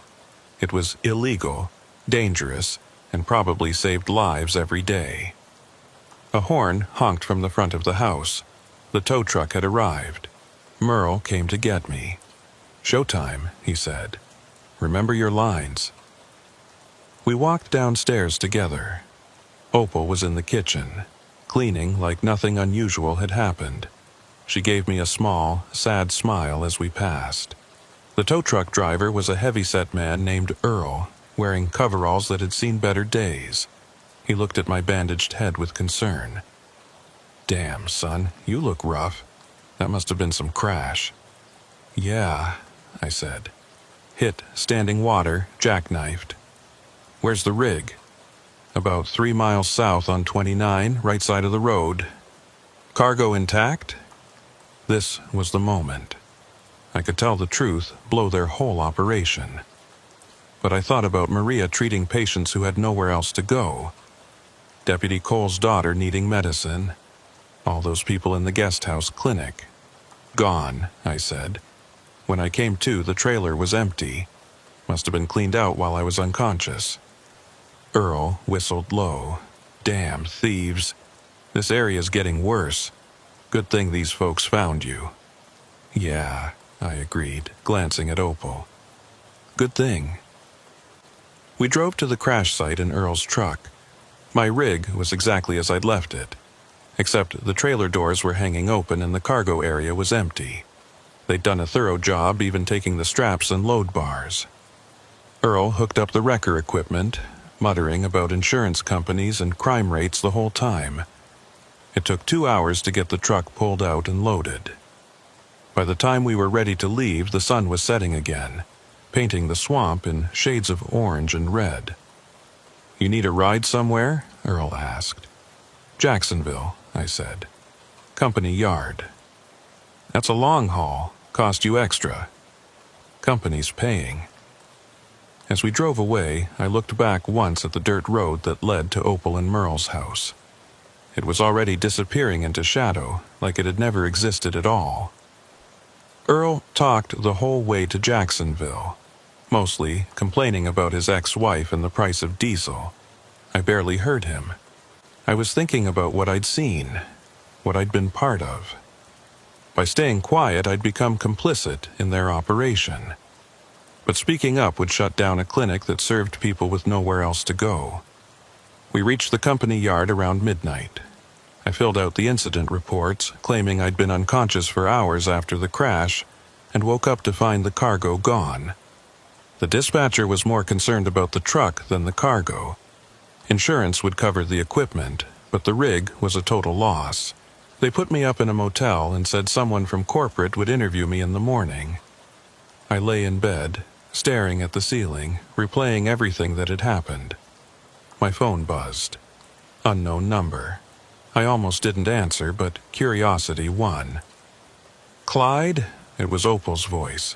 "I wanted to thank you." "For what?" "Not sending you to prison."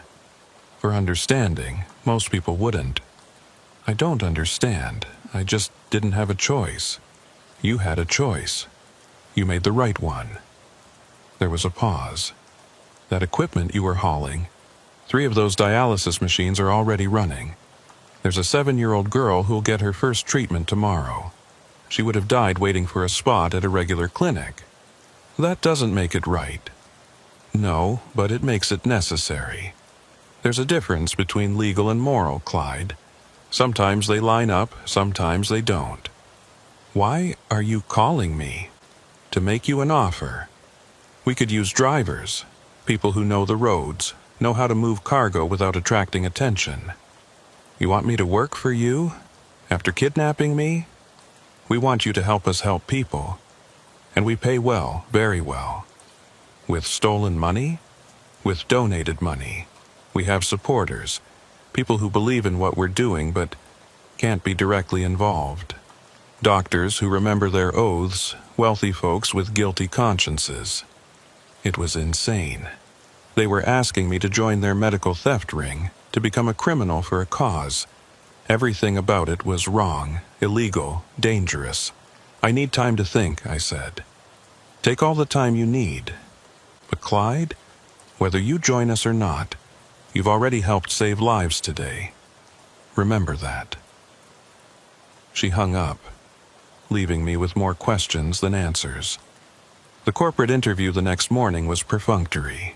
They'd already written it off as a simple theft, common in that area. The insurance adjuster was more thorough, but I stuck to my story. Unconscious, woke up to empty trailer, no idea who took it. They seemed to buy it. I was given 2 weeks off with pay, told to rest and recover. But I couldn't rest. I kept thinking about that makeshift clinic, about Maria treating patients by generator light, about the 7-year-old girl getting dialysis. A week later, I drove back to that stretch of Road 29. Not sure why. Maybe just to confirm it had all been real. The skid marks from my crash were still visible, but fading. The dirt road to Opal's house was harder to find in daylight, almost invisible unless you knew where to look. I turned down it anyway. The house looked different in daylight. Shabbier, but also more alive. There were more cars parked outside, people sitting on the porch, kids playing in the yard. It looked like what it was, a community center hiding in plain sight. Merle met me at my truck before I could get out. "Didn't expect to see you again," he said. "Didn't expect to come back. But here you are." "Here I am." He studied me for a long moment. "You wanting to help or wanting to cause trouble?" "I don't know yet." "Fair enough. Come on, I'll show you something." He led me to the guest house clinic. Inside, it was cleaner than some legitimate medical facilities I'd seen. Organized, efficient, sterile where it needed to be. Maria was there, checking on an elderly man hooked up to one of my stolen dialysis machines. "This is Roberto," she said. 73, diabetic kidney failure. No insurance, no family with money. He'd be dead without this machine. Roberto looked up at me with eyes that had seen too much life and were grateful for whatever was left. He said something in Spanish I didn't understand, but Maria translated. He says, "Thank you." He knows where the machine came from. I didn't know what to say. "You're welcome. I'm sorry." Nothing seemed right. We walked through the clinic. Every bed was full. People with cancer getting chemo from stolen medications. Kids with asthma using stolen nebulizers. A pregnant woman getting prenatal care on a stolen ultrasound machine. "All of this is illegal," I said. "All of this is saving lives," Merle countered. "What happens when you get caught?" "We go to prison. They die. Simple as that." Nothing about it was simple. They were stealing, but they were stealing to save lives. They were criminals, but they were also heroes to these people. The law said they were wrong, but the law also said these people didn't deserve care if they couldn't pay for it. "Opal said you need drivers," I said. "We need people we can trust, people who understand what we're really doing here. And you trust me? You could have burned us down. You didn't. That's a start." We walked back outside. The Florida sun was brutal, making everything shimmer with heat. The swamp pressed in on all sides, beautiful and dangerous, hiding secrets in every shadow. "I can't steal," I said. "I won't do that.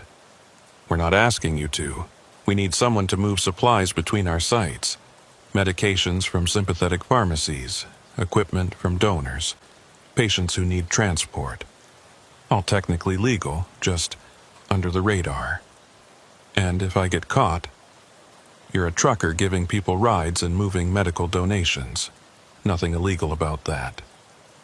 Except we both knew it wasn't that simple. Nothing about this was simple. I left Opal's property that day without giving them an answer.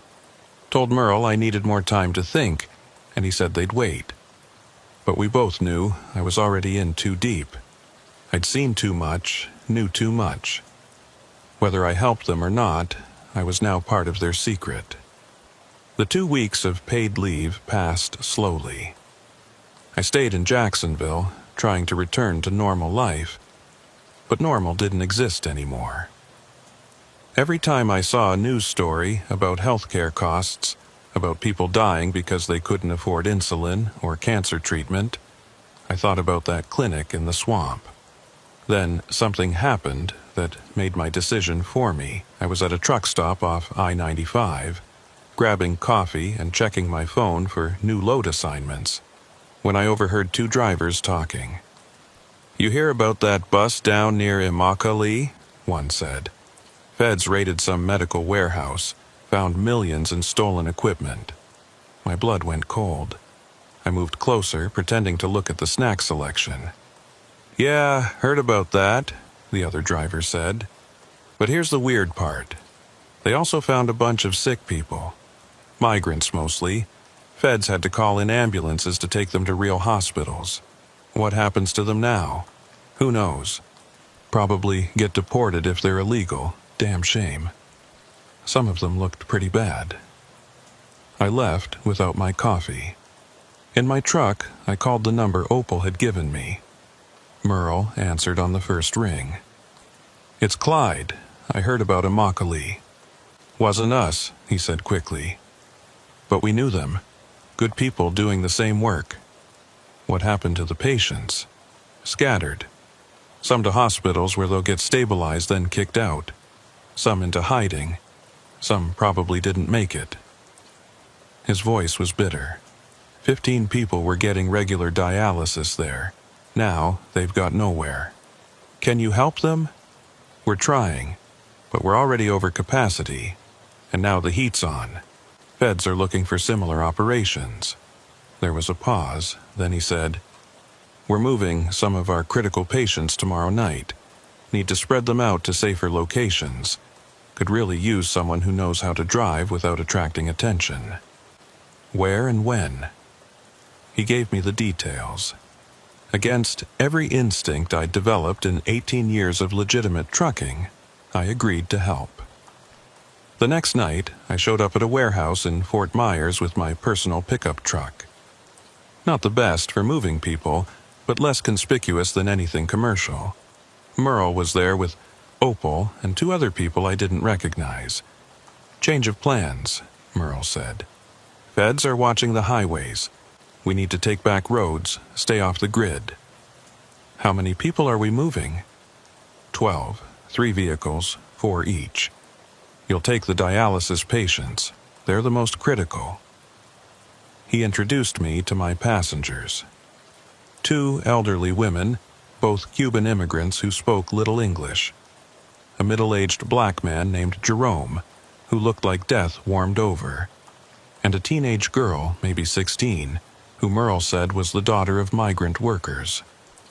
"Her name's Anna," he said quietly. "She's been on dialysis for 2 years. Parents work the fields, no insurance. Without treatment, she's got maybe 2 weeks. Anna was small for her age, with the hollow look that comes from chronic illness. But her eyes were bright, aware. She smiled when I helped her into the truck. "Thank you," she said in accented English, "for helping."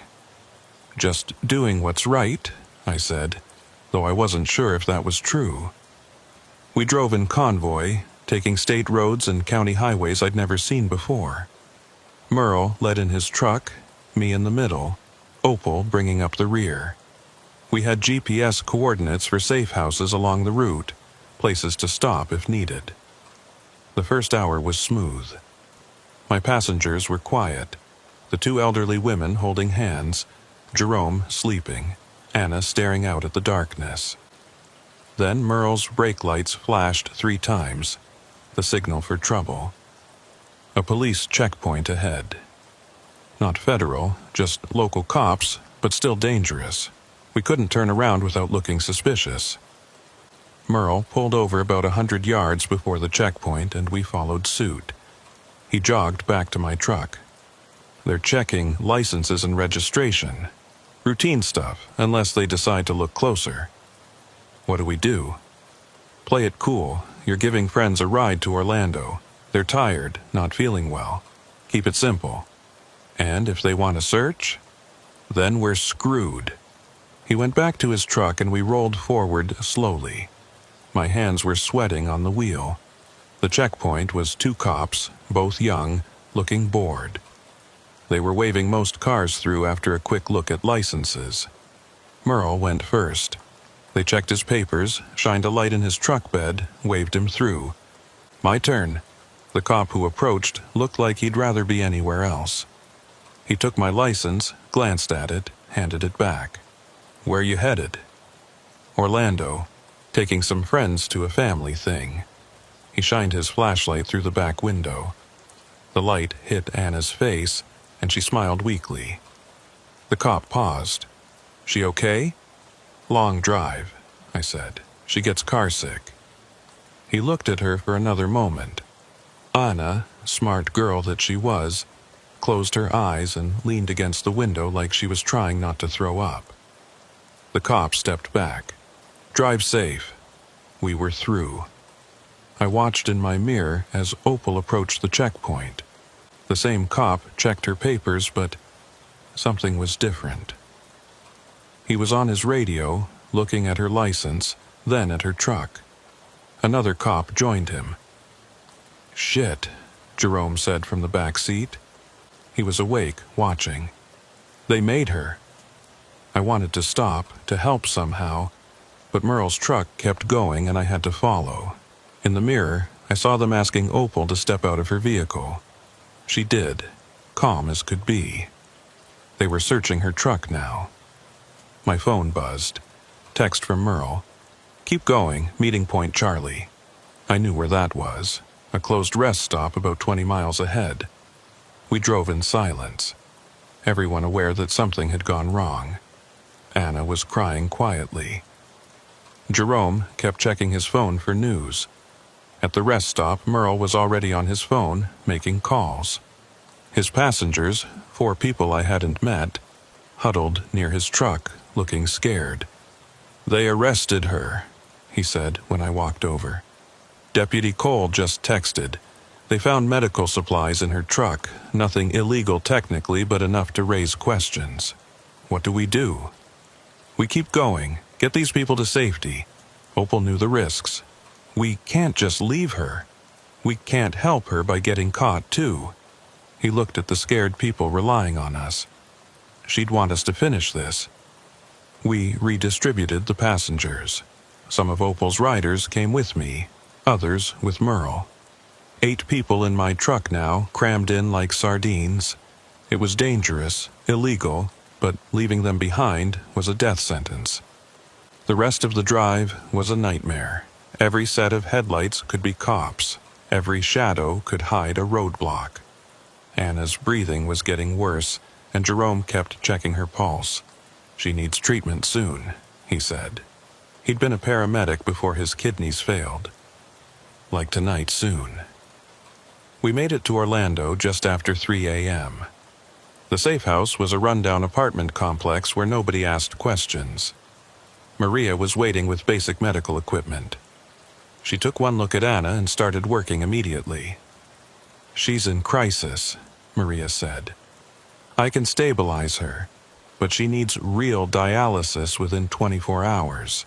Where? Merle asked. I don't know. With Opal arrested, cops will be watching our usual places.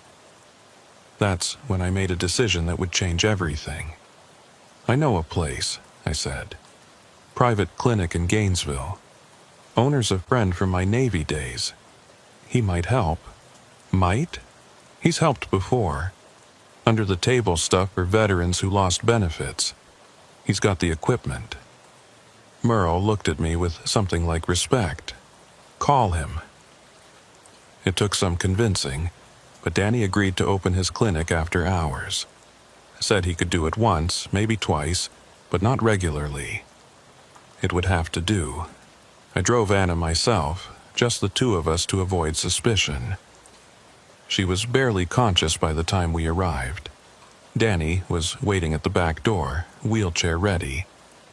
"This is the girl?" he asked. "Yeah, she's dying, Danny. Not on my watch." He worked through the night, hooking Anna up to the dialysis machine, monitoring her vitals, adjusting medications. I sat in the waiting room, thinking about how I'd gotten here. From legitimate trucker to criminal accomplice in a few weeks. Around dawn, Danny came out looking exhausted. "She's stable, needs regular treatment, proper medical care, but she'll make it through this crisis. Thank you. Don't thank me. And don't ask again. This was a one-time thing, Clyde. I've got my own problems with the medical board." I understood. Everyone in this underground network was risking everything.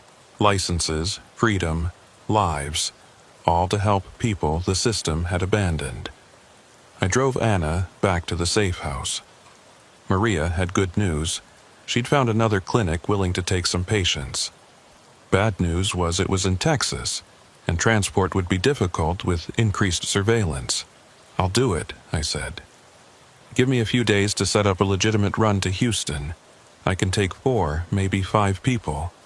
"You sure?" Merle asked.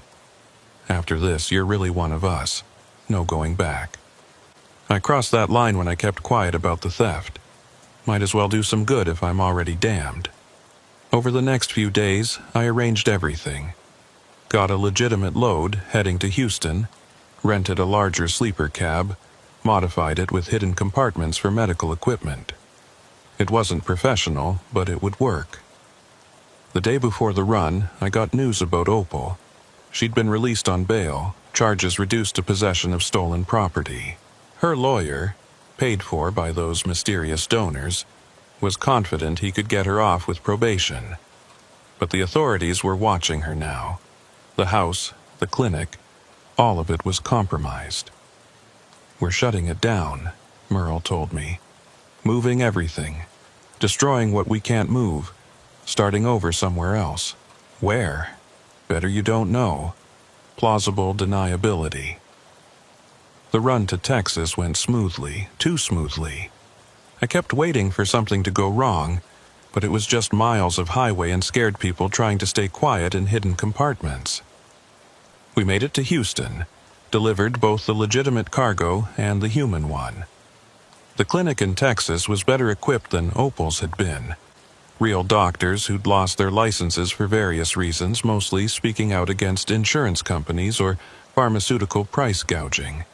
They took the patients without question, promised to continue treatment. Anna hugged me before I left. "You saved my life," she said. "Lots of people saved your life. I just drove. Still, thank you." On the drive back to Florida, I got a call from my dispatcher. Someone from corporate wanted to meet with me. My blood went cold. Had they found out? Was I about to be arrested? The meeting was at a hotel in Jacksonville. I walked in expecting cops, but found a woman in an expensive suit sitting alone at the conference table. "Mr. Clyde," she said, "I represent certain interests who've been following your recent activities. I don't know what you're talking about." She smiled. "Of course not. But hypothetically, if someone were moving medical supplies and patients through unofficial channels, certain pharmaceutical companies might be interested in helping." "Why would they do that?" "Tax write-offs. Good publicity if done right." And frankly, some of us still remember why we got into medicine in the first place. She slid a business card across the table. If you know anyone involved in such activities, have them call this number. We can provide supplies, funding, legal protection to a degree. This is a trap. This is business. We make billions. We can afford to lose a few million in inventory if it helps people and makes us look good. Everyone wins. She left without another word. I sat there holding the card, wondering if this was salvation or damnation. Either way, I was too deep to stop now. That night, I called Merle and told him about the meeting. He was suspicious but interested. They needed allies, especially ones with resources. Set up a meeting, he said. Neutral ground. We'll hear them out. A week later, we met at a diner off I-10. Me, Merle, the woman in the suit who introduced herself as Sandra, and surprisingly Opal.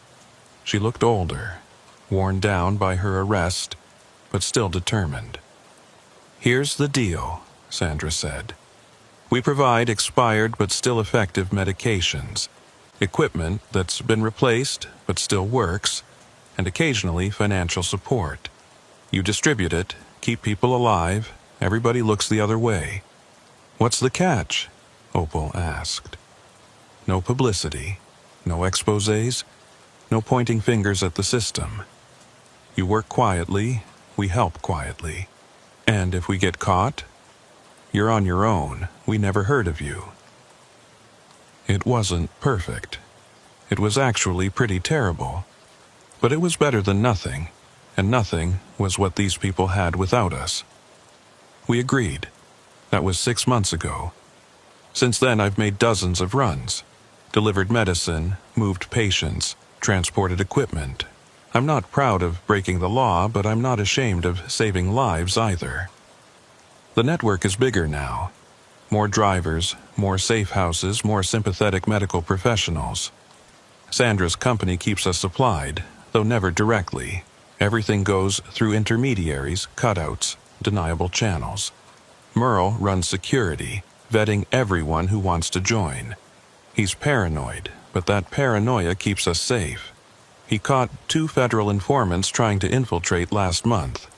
They were politely redirected to legitimate charities. Opal got her probation, but she's still involved. Runs a legitimate charity now that serves as a front for the real work.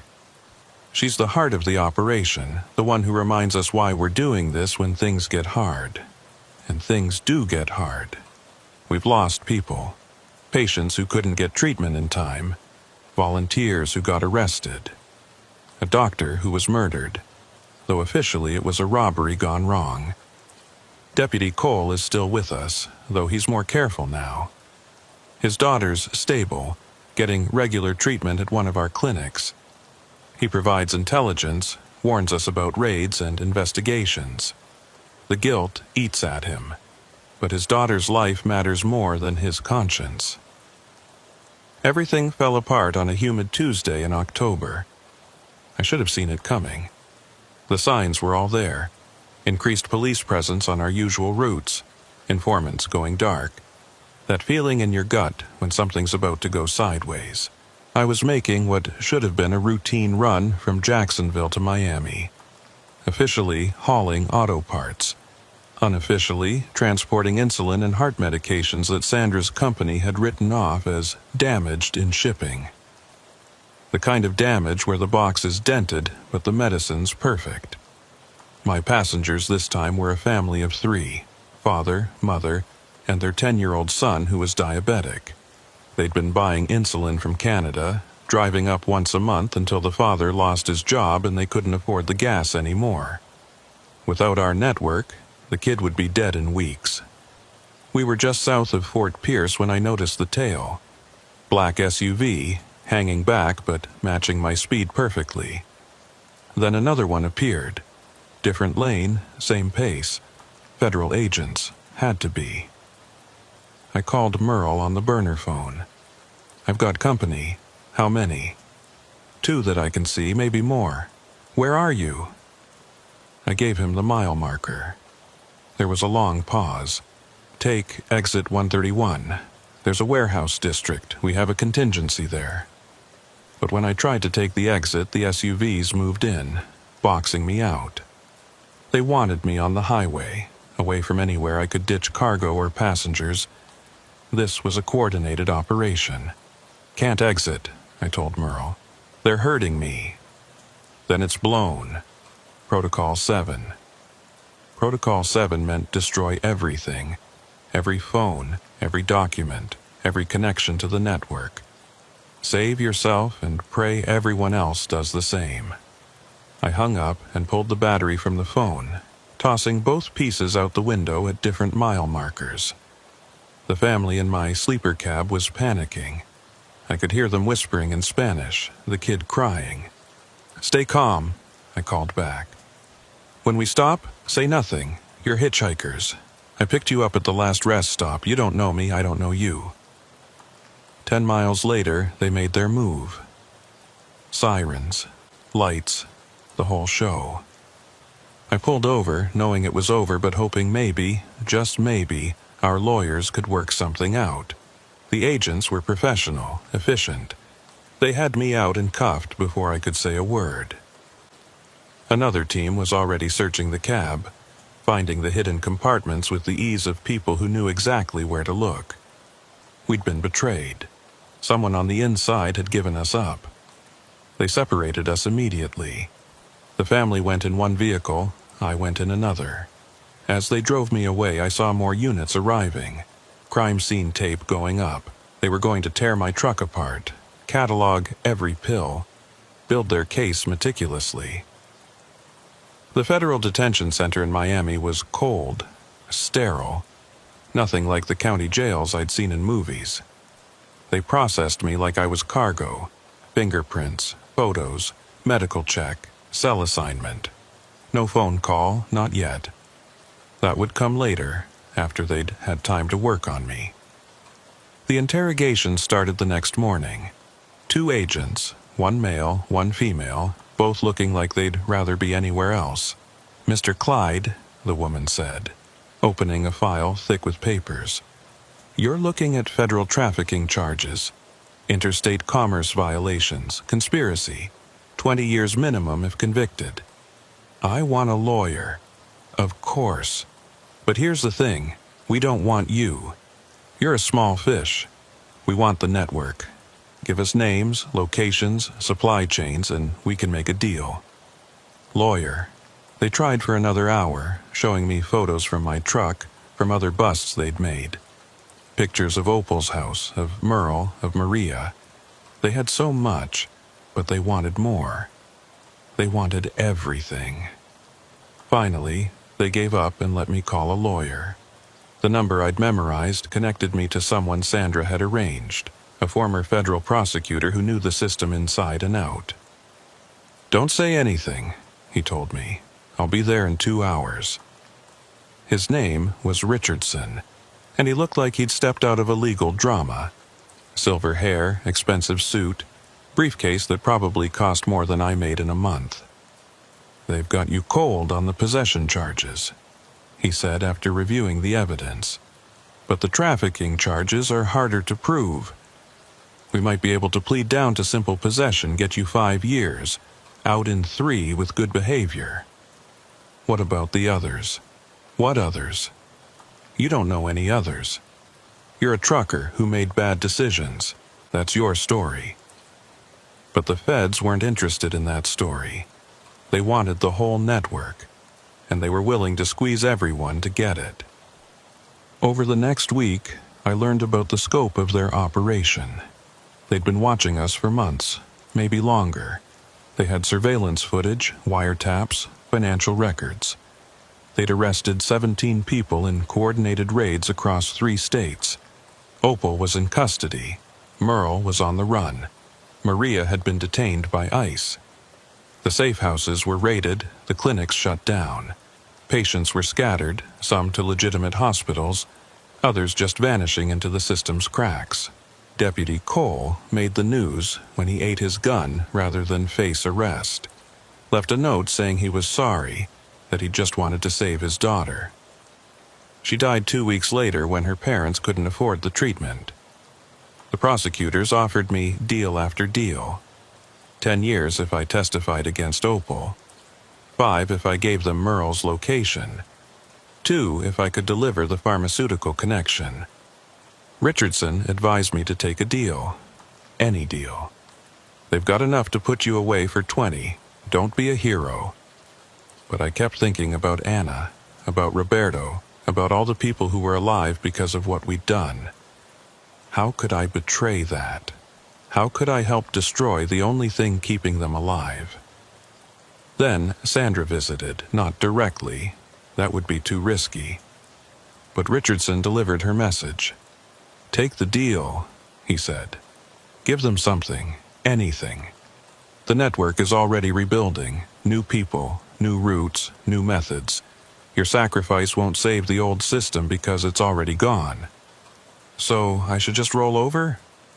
You should survive. 3 years in federal prison or 20, which helps more people in the long run. He was right. I knew he was right.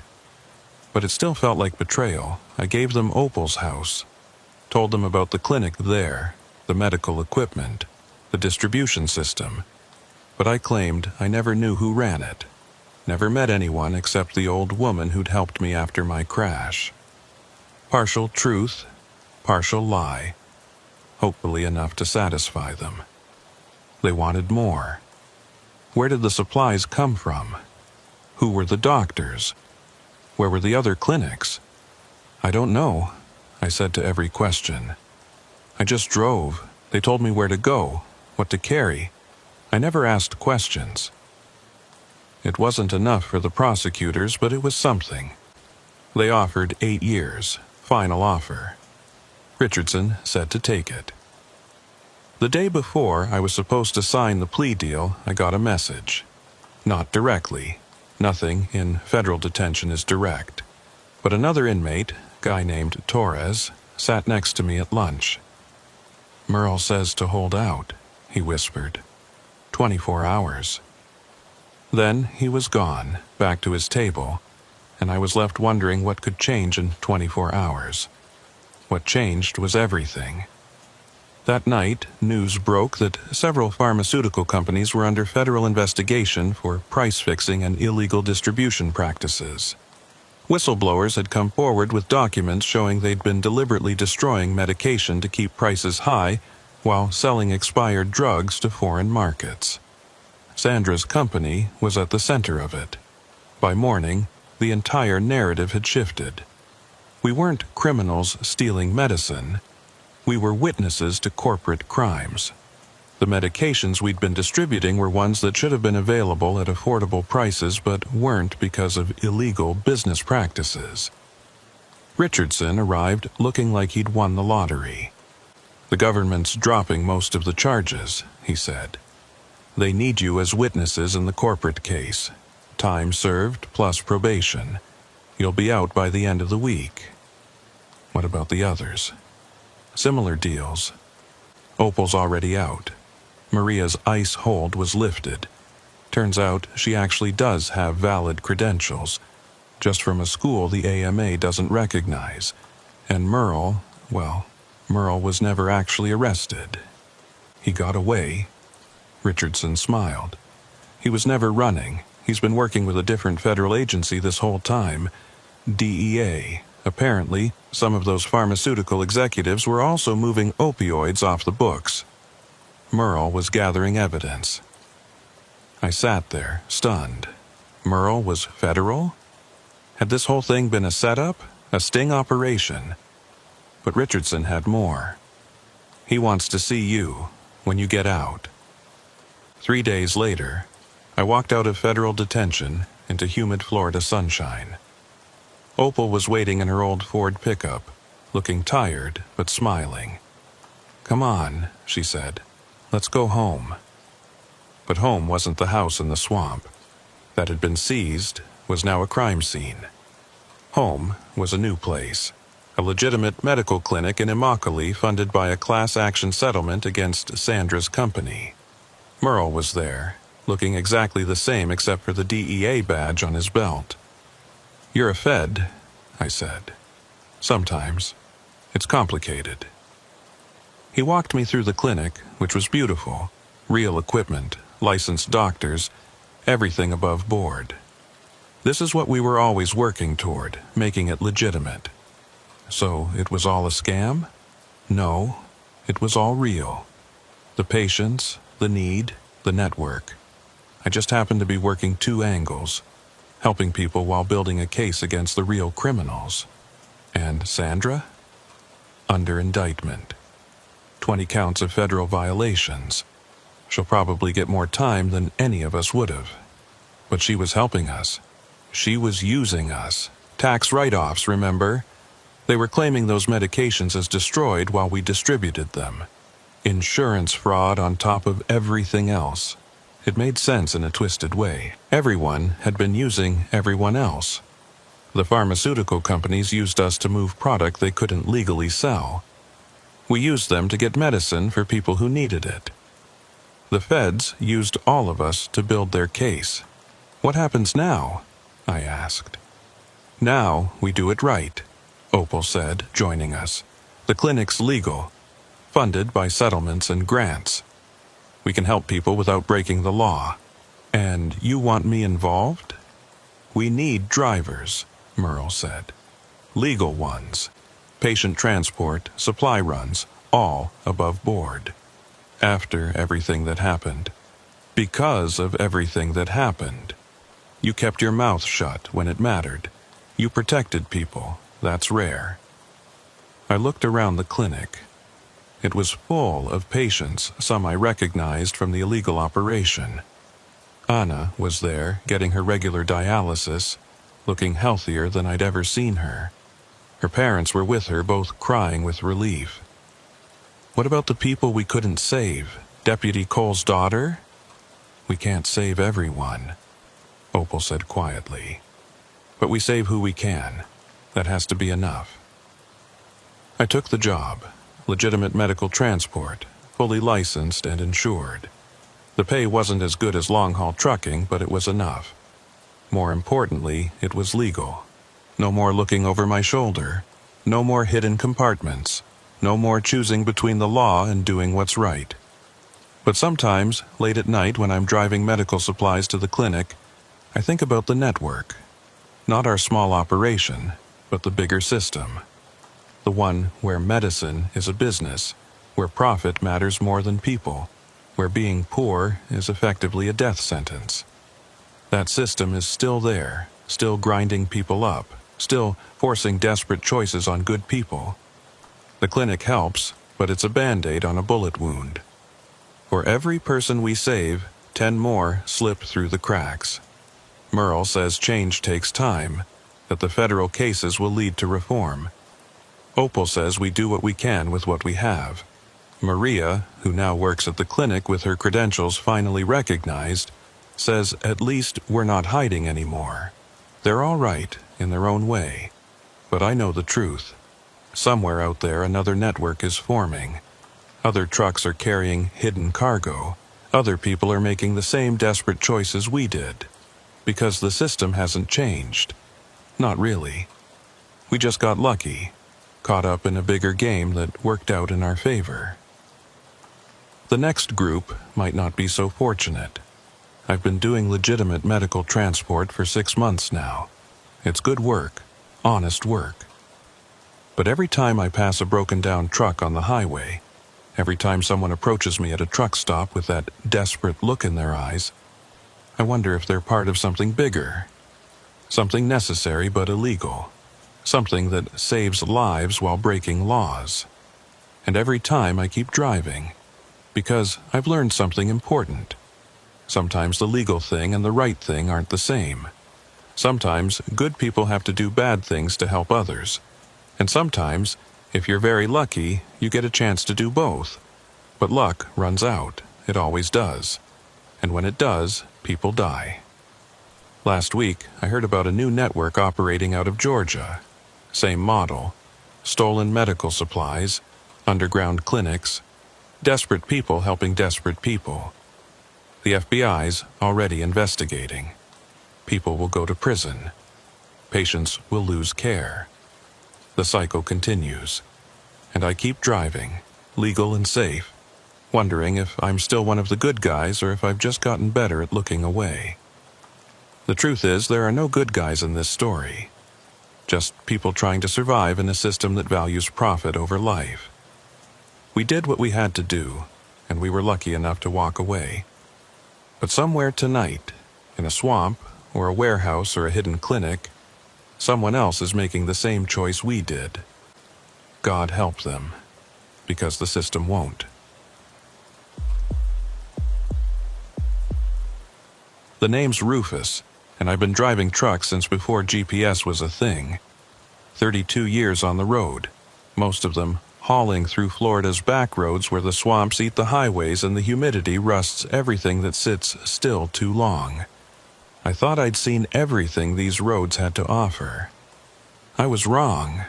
It was early November last year, one of those nights where the fog rolls in off the Everglades so thick you can barely see your own hood ornament.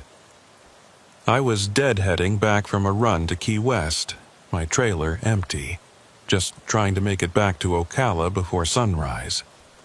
The smart money would have been to wait out the fog, but smart money doesn't pay the bills. I was on State Road 41, that long stretch that cuts through the big Cypress Preserve. Maybe doing 35 in a 65 zone, hazards on, riding the white line because it was the only thing I could see clearly. The radio was nothing but static, and my phone had given up on finding a signal miles back. That's when I saw it, just a shape at first, a darker shadow in all that gray. As I got closer, my headlights caught the reflective tape on the back of a trailer. A truck, pulled off on the shoulder, but something about it was wrong. It was too far off the road, tilted at an angle like the driver had just given up and let it roll to a stop. I slowed down even more, debating whether to stop. Truckers look out for each other. That's the code. But something about this scene made my skin crawl. The truck's lights were off, no hazards, no reflectors put out. It was like it was trying not to be found. As I passed, I got a better look. It was a Peterbilt, maybe 5 years old, white with blue stripes. The kind of rig owner operators dream about. But the driver's door was hanging open, and I could see the interior light was on, draining the battery who knows how long. I pulled over about 50 yards ahead and sat there for a minute, engine running, watching in my mirrors. Nothing moved. The fog swirled around the abandoned truck like it was trying to swallow it whole. Finally, I grabbed my flashlight and my phone, even though it was useless out here, and walked back. The fog was so thick I lost sight of my own truck after 20 steps. The only sound was my boots on the asphalt and the distant chirp of night insects. The abandoned truck was in worse shape up close. The trailer doors were open, hanging like broken wings. There were scratches along the side, deep gouges in the metal like something had clawed at it. The driver's seat was torn, stuffing spilling out like yellow foam guts. I called out, "Hello? Anyone here? You okay?" Nothing. Not even an echo in all that fog. I climbed up to check the cab. The keys were still in the ignition, turned to the accessory position. The logbook was open on the passenger seat. The last entry dated 3 days ago. The driver's name was barely legible in the chicken scratch handwriting. Looked like Morrison or Morris. But what caught my attention was the blood. Not a lot, just drops on the steering wheel, a smear on the door handle. Fresh enough that it was still tacky when I accidentally touched it. I backed out of the cab fast, my heart hammering. This wasn't a breakdown or an abandoned truck. This was a crime scene. I went back to check the trailer, though every instinct told me to get the hell out of there. The inside was chaos. Boxes torn open, contents scattered. But this wasn't random vandalism. Someone had been searching for something specific. They'd cut open sealed packages, dumped out containers, even pulled up sections of the trailer floor. In the beam of my flashlight, I saw what they'd been looking for, or at least what they'd missed. A small package, maybe the size of a shoebox, wedged behind a refrigeration unit. It was wrapped in black plastic and duct tape, the kind of packaging that screams illegal. I should have left it. Should have walked away, called the cops from the next town, let them deal with it. But curiosity is a dangerous thing, and I'd already come this far. I pulled the package free and carefully peeled back one corner of the plastic. Inside was another layer of packaging, vacuum-sealed bags containing what looked like documents and photographs. Even through the plastic, I could see some of the photos. They showed people, lots of people, in what looked like warehouse settings. But something about their positions, their expressions, was wrong. They weren't standing. They were stacked. My stomach turned. I knew what I was looking at, bodies, dozens of bodies, wrapped in plastic, stacked like cargo. I dropped the package and stumbled backward, nearly falling out of the trailer. This wasn't drug smuggling or theft. This was evidence of something much worse, the kind of thing you read about in newspapers but never expect to stumble across on a dark highway. That's when I heard the engine. A vehicle was approaching, slow and deliberate. No headlights. I killed my flashlight and pressed myself against the inside of the trailer, hardly breathing. The engine sound got closer, then stopped. A door opened and closed. Footsteps on asphalt, multiple sets, moving toward the abandoned truck. "Check it again," a man's voice said. "Has to be here somewhere." "We've been through it 3 times," another voice replied. "If Morrison hit it, he hit it good." Morrison. So that was the driver's name. And these were the people who'd made him disappear. "Boss says we don't leave without it," the first voice said. "Those photos surface. We're all done." They were getting closer. I could hear them at the cab now, searching again. In a few minutes, they'd check the trailer and find me. I looked around for another exit, but there was only the open rear doors. No way out without being seen. Then I remembered the package. They were looking for it, needed it badly enough to keep coming back, which meant it was leverage, or evidence, or both. Quietly as I could, I picked it up and stuffed it inside my jacket. If they were going to find me anyway, at least I'd have something to bargain with. The footsteps were at the trailer now.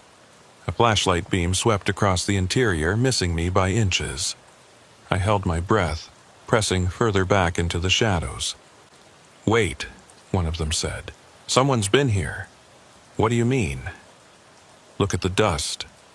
Fresh footprints. Recent." They both climbed into the trailer, flashlights sweeping systematically. It was only a matter of seconds before they'd find me. I made a decision that probably saved my life. "I'm armed," I called out, though I wasn't. "State your business." The flashlight swung toward me, blinding. I kept my hand inside my jacket like I was holding a weapon. "Well, well," the first voice said. "What have we here?" "Just a trucker checking on an abandoned rig," I said, trying to sound calmer than I felt. "Thought someone might need help. And did they?" "Truck's empty. Whoever was here is long gone." The 2 men moved closer, and I could see them better. One was tall and thin, wearing a deputy's uniform. The other was shorter, stockier, in civilian clothes but carrying himself like law enforcement. "I'm Deputy Horace," the one in uniform said. "This is a crime scene. You need to leave."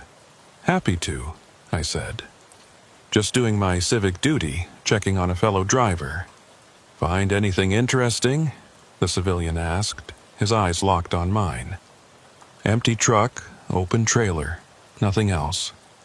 They exchanged a look.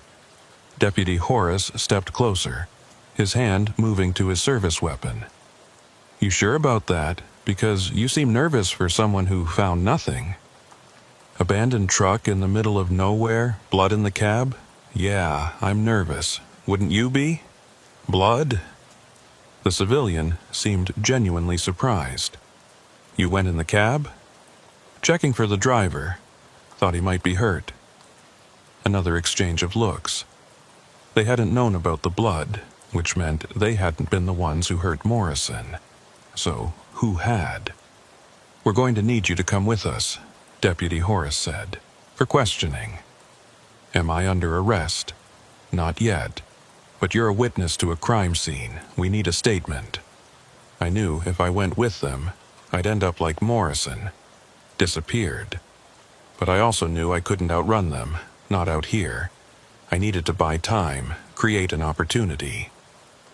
"Let me get my registration for my truck," I said. "You'll want that for your report." They followed me to my rig, keeping their distance but watching every move. I climbed into my cab, making a show of looking for paperwork while actually hitting the emergency beacon on my dash. It would send out a distress signal with my GPS location, though who knew if anyone would receive it in this dead zone. "Hurry up," Deputy Horace called. I climbed back down, handed him my registration and license. While he looked them over, I memorized the civilian's face. Middle-aged, acne scars, missing part of his left ear. If I survived this, I'd need to describe him to someone. "Rufus Ward," Horace read. "Ocala address, long way from home. Just trying to get back there. Not tonight." He pocketed my documents. "You're coming with us. I need to move my truck, can't leave it blocking the road. It's fine where it is. At least let me lock it up, turn off the engine. Diesel's expensive." Horace considered, then nodded. I climbed back in, locked the doors, but left the engine running. The emergency beacon was still transmitting. It was the best I could do. They put me in the back of an unmarked Crown Victoria, the civilian driving, Horace in the passenger seat. We didn't head toward town or any police station. Instead, we went deeper into the preserve, turning onto a dirt road I'd never seen before. "This doesn't look like the way to the sheriff's office," I said. "Shut up," the civilian said. We drove for 20 minutes, the road getting worse with every mile. Finally, we stopped at a cluster of old buildings, maybe an abandoned fish camp or hunting lodge. The kind of place where bad things happen and nobody ever finds out. They got me out of the car, Horace keeping his hand on his gun. The civilian went into one of the buildings, came back with 2 other men. One was older, gray-haired, wearing an expensive suit that looked out of place in the swamp. The other was young, muscular, the kind of guy you hire when you need violence done. "This him?" the suit asked. "Found him at Morrison's truck," Horace said. "Claims he didn't find anything." The suit studied me with cold blue eyes. "Mr. Ward, you've stumbled into something unfortunate. Morrison stole something from us. We need it back." "I don't know any Morrison." "The truck driver. The one whose rig you were searching." I told them. I was just checking if anyone needed help. The suit nodded to the muscle, who stepped forward and hit me in the stomach. I doubled over, gasping. "Let's try again," the suit said. "Morrison took photographs that belonged to us. Did you find them?" "No," I wheezed. Another nod, another punch. This one dropped me to my knees. "Mr. Ward, you seem like a practical man. Let me be practical with you. Those photos document certain activities that, while necessary, would be misunderstood by the public. We need them back." "What kind of activities?" "The kind that clean up problems, remove undesirable elements, make things tidier." The photos in my jacket felt like they were burning through the fabric, bodies stacked like cordwood. These people were killers, mass murderers maybe. "I didn't find any photos," I said. The suit sighed. "Search him." The muscle grabbed me, started patting me down. His hands found the package almost immediately. He pulled it out, handed it to the suit, who smiled like he'd won the lottery. "You know, Mr. Ward, lying to us was very stupid. I didn't know what it was, just grabbed it in case it was important. Oh, it's important. Important enough that poor Morrison died trying to protect it. He thought he could blackmail us, expose our operation. But you can't expose what doesn't exist.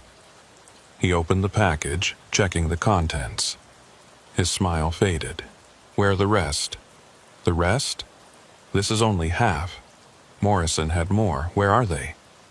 I don't know. That's all I found. The suit looked at Horace. Check his truck. Thoroughly. Horace left, and we waited in tense silence. The muscle kept his gun trained on me while the suit went through the photos one by one.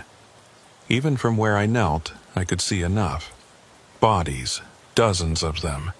Different locations, different times, but always the same result. People turned into cargo, disposed of efficiently. You know what this is? The suit asked, holding up a photo. Progress. Cleaning up the state, removing the cancer, homeless, addicts, illegals.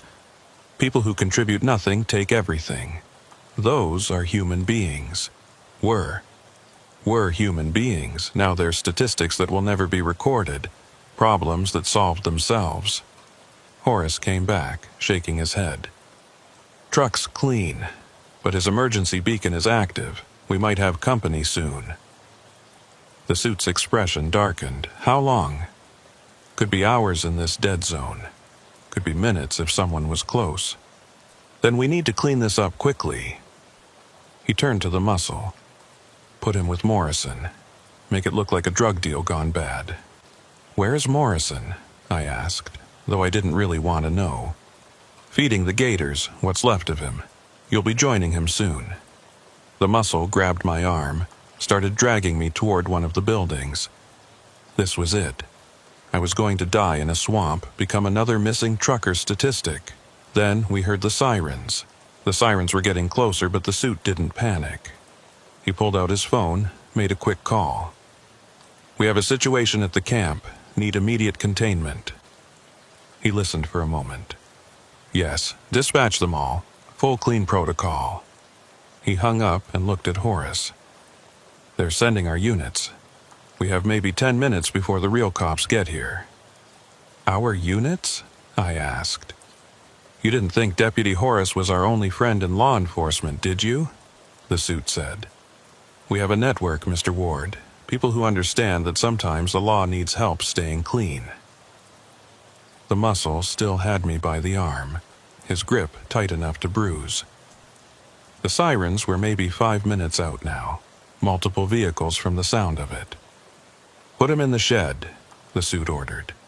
We'll deal with him after we handle the interruption. The shed was a metal building behind the main structures, probably used for storing hunting equipment back when this was a legitimate camp. Now it smelled like decay and chemicals. They shoved me inside, and I heard the click of a padlock. It was pitch black inside. I felt around carefully, finding tools, boxes, and something soft that I really hoped wasn't what I thought it was. My hands found a gap in the metal wall, rust eating through the corrugated steel. I could see slivers of the outside through it. 3 police cruisers pulled up, lights still flashing. But something was off. They parked in formation, blocked the exit road. This wasn't a response to my emergency beacon. This was crowd control. Officers got out, but they weren't hurrying, weren't treating this like an emergency. They were casual, chatting with the suit and Horace like old friends. I recognized one of them from truck stops over the years, a sergeant who always seemed to be working the night shift on this stretch of highway. We've got a problem, the suit was saying. Trucker found Morrison's rig, found the package. Where's the trucker now? The sergeant asked. Secure, but he activated an emergency beacon. Real units might be coming. I'll handle that, the sergeant said, getting on his radio. Dispatch, this is Unit 23. That emergency beacon on State Road 41 is a false alarm. Trucker hit it by accident. We've cleared the scene. The radio crackled back with confirmation. Just like that, my lifeline was cut. I kept searching the shed in the darkness, trying to find something, anything that might help. My hands brushed against a tarp, and underneath I felt something that made my blood run cold. A hand, human, cold but not stiff, recent. I jerked back, suppressing a scream. There was a body in here with me, maybe Morrison, maybe someone else. I forced myself to search the corpse's pockets, trying not to think about what I was doing.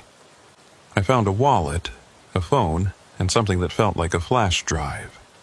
The phone was dead, but the wallet had a driver's license. By holding it up to the crack in the wall, I could barely make out the name in the moonlight. Morrison. James Morrison.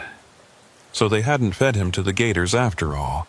They'd kept him here, probably planning to dispose of him more carefully. The flash drive was small, the kind you could hide easily. Morrison must have separated the evidence.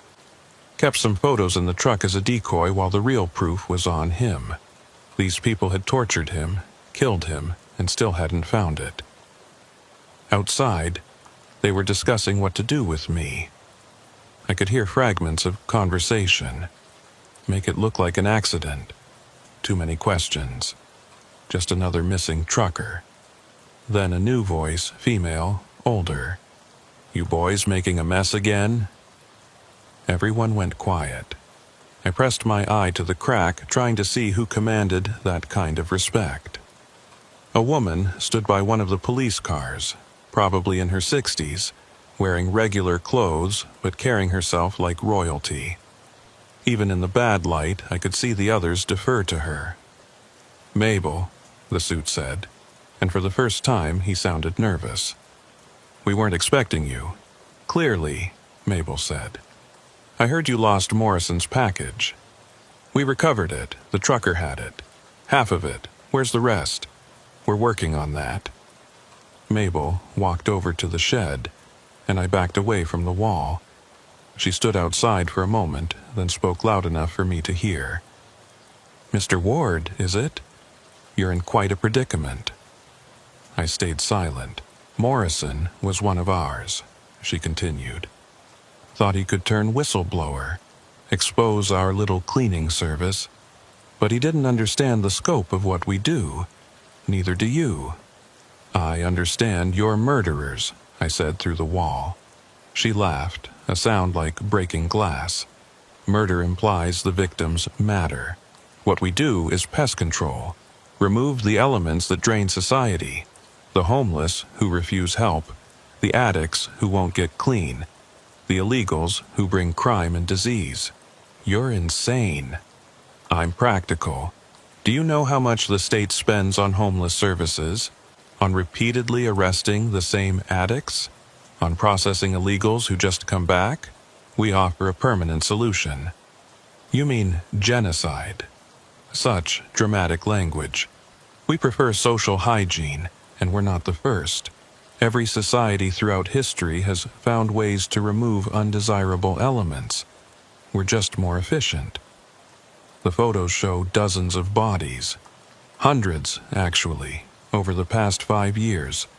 And not one has been missed. Not one has generated a real investigation. Because nobody cares about the people we remove. Their families care. What families? We choose carefully, Mr. Ward. People who are alone, whose disappearance improves the community. The violent homeless man who attacks tourists. Gone. The dealer selling fentanyl to kids. Disappeared. The illegal immigrant who's wanted for rape in 3 countries. Vanished. You're not judges. You don't get to decide who lives or dies. Don't we? We've been doing it for years. The mayor knows, the governor knows. They don't officially approve, but they don't stop us either. Crime rates drop, tourist areas stay clean, property values rise, everyone wins. Except the people you murder. The people we remove were already dead, living on the streets, consumed by drugs, running from the law. We just expedite the inevitable. I heard footsteps moving away, then discussion I couldn't make out. They were deciding my fate, and I already knew what the verdict would be. I wasn't homeless or an addict or illegal. I was a working man with family, with connections. My disappearance would be noticed, but they'd done this before. Truckers went missing all the time. Hijackings, accidents, voluntary disappearances. I'd just be another statistic. I felt around Morrison's body again, found his keys. One of them was small, like for a lockbox. Maybe he had more evidence stashed somewhere. But where? And how could I use it when I was locked in a shed with his corpse? The conversation outside got heated. I heard Horace arguing with Mabel about something, the suit trying to mediate. Then car doors slamming, engines starting. Through the crack, I saw two of the police cars leaving. Were they abandoning me here? Or going to get something worse? Time passed. Maybe an hour, maybe more. The fog was starting to lift, and I could see dawn approaching through the cracks in the wall. They'd have to move soon.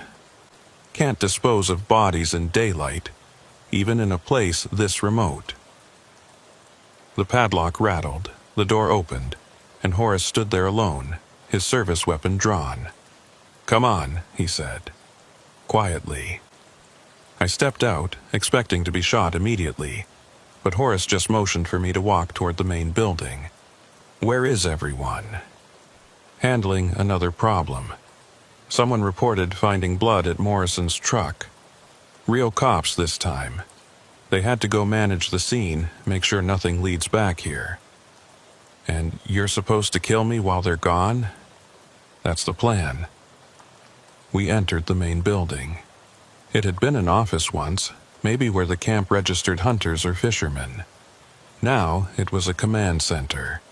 Maps on the walls marked with red X's, photos of people labeled processed, filing cabinets that probably contained records of murders. "Sit," Horace said, gesturing to a chair. I sat, watching him pace. He seemed conflicted, nervous. "You know this is wrong," I said. "Shut up." "How many people have you helped kill?" I said, "Shut up. They're using you. When this falls apart, and it will, you'll take the blame. The suit, Mabel, they'll walk away clean." Horace stopped pacing, looked at me. "You don't understand. They have my daughter." "What?" "Not literally. But they know about her medical condition, her need for expensive treatments. They pay for everything, keep her alive. If I don't help them, the payments stop. There are other ways to get medical help. Not for what she has. Rare genetic condition. The treatments are experimental, not covered by insurance. $100,000 a month."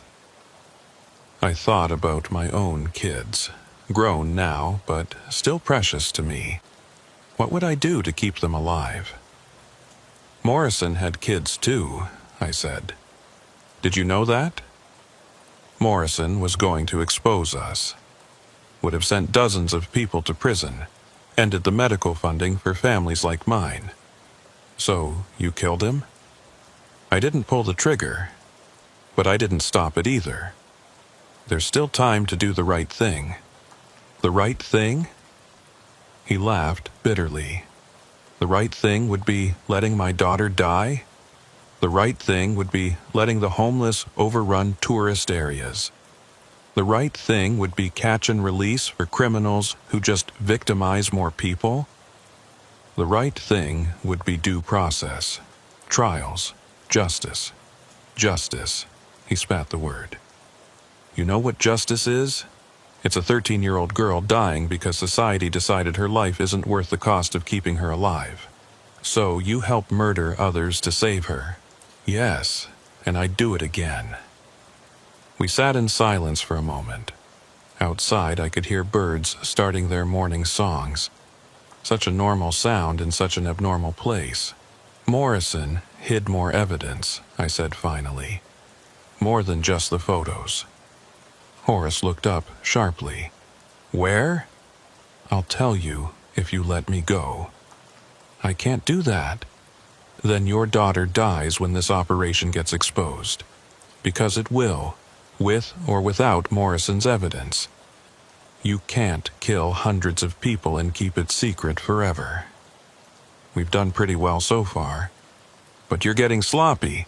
Morrison found out. I found out. How many others know and are just too scared to speak up?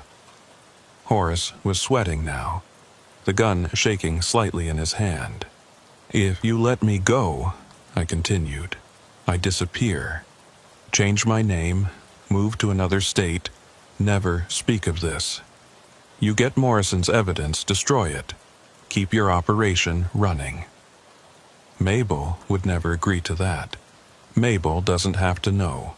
Tell them I escaped, that you had to kill me. Body fell in the swamp and gators got it. They'll believe you. You don't have Morrison's evidence, you're bluffing. I pulled out the flash drive I'd taken from Morrison's body. 60 gigabytes of photos, videos, documents, all uploaded to a cloud server that will automatically email to every news outlet in Florida if I don't check in every 24 hours. It was a lie. The drive was probably important, but I had no idea what was on it. And there was no cloud server, no automatic emails. But Horace didn't know that. He stared at the drive, calculating. How do I know you won't expose us anyway? Because I want to live, and I want my family to live. You think I don't know what these people are capable of? What they do to my kids, my ex-wife, everyone I care about? Give me the drive. After you let me go. Now, or I shoot you and take it. Shoot me, and the automatic email goes out. You need me alive and free to stop it. We stared at each other, two men, trapped by circumstances, both trying to save what mattered to them. Finally, Horace lowered his gun. There's a boat dock behind the camp. Small motorboat there, enough gas to get you to the public landing 5 miles south. From there you can hitchhike, disappear, whatever. And you? I'll report that you escaped, that I pursued but lost you in the swamp. They'll search, but if you're smart, they won't find you. What about my truck? Already being processed. Officially, you abandoned it after hitting Morrison's rig while driving drunk. You fled the scene, disappeared into the swamp. They'd thought of everything, created a narrative that would explain my disappearance without raising questions. I'd be a criminal who ran rather than face charges. The drive, Horace said, holding out his hand. I gave it to him. He pocketed it without looking at it, then gestured toward the back door with his gun. Go. You have maybe 30 minutes before they get back. I started toward the door, then stopped. Your daughter, what's her name? Why? Because I want to remember that this insanity is about saving someone, not just killing. Sarah. Her name is Sarah. I hope she gets better, Horace.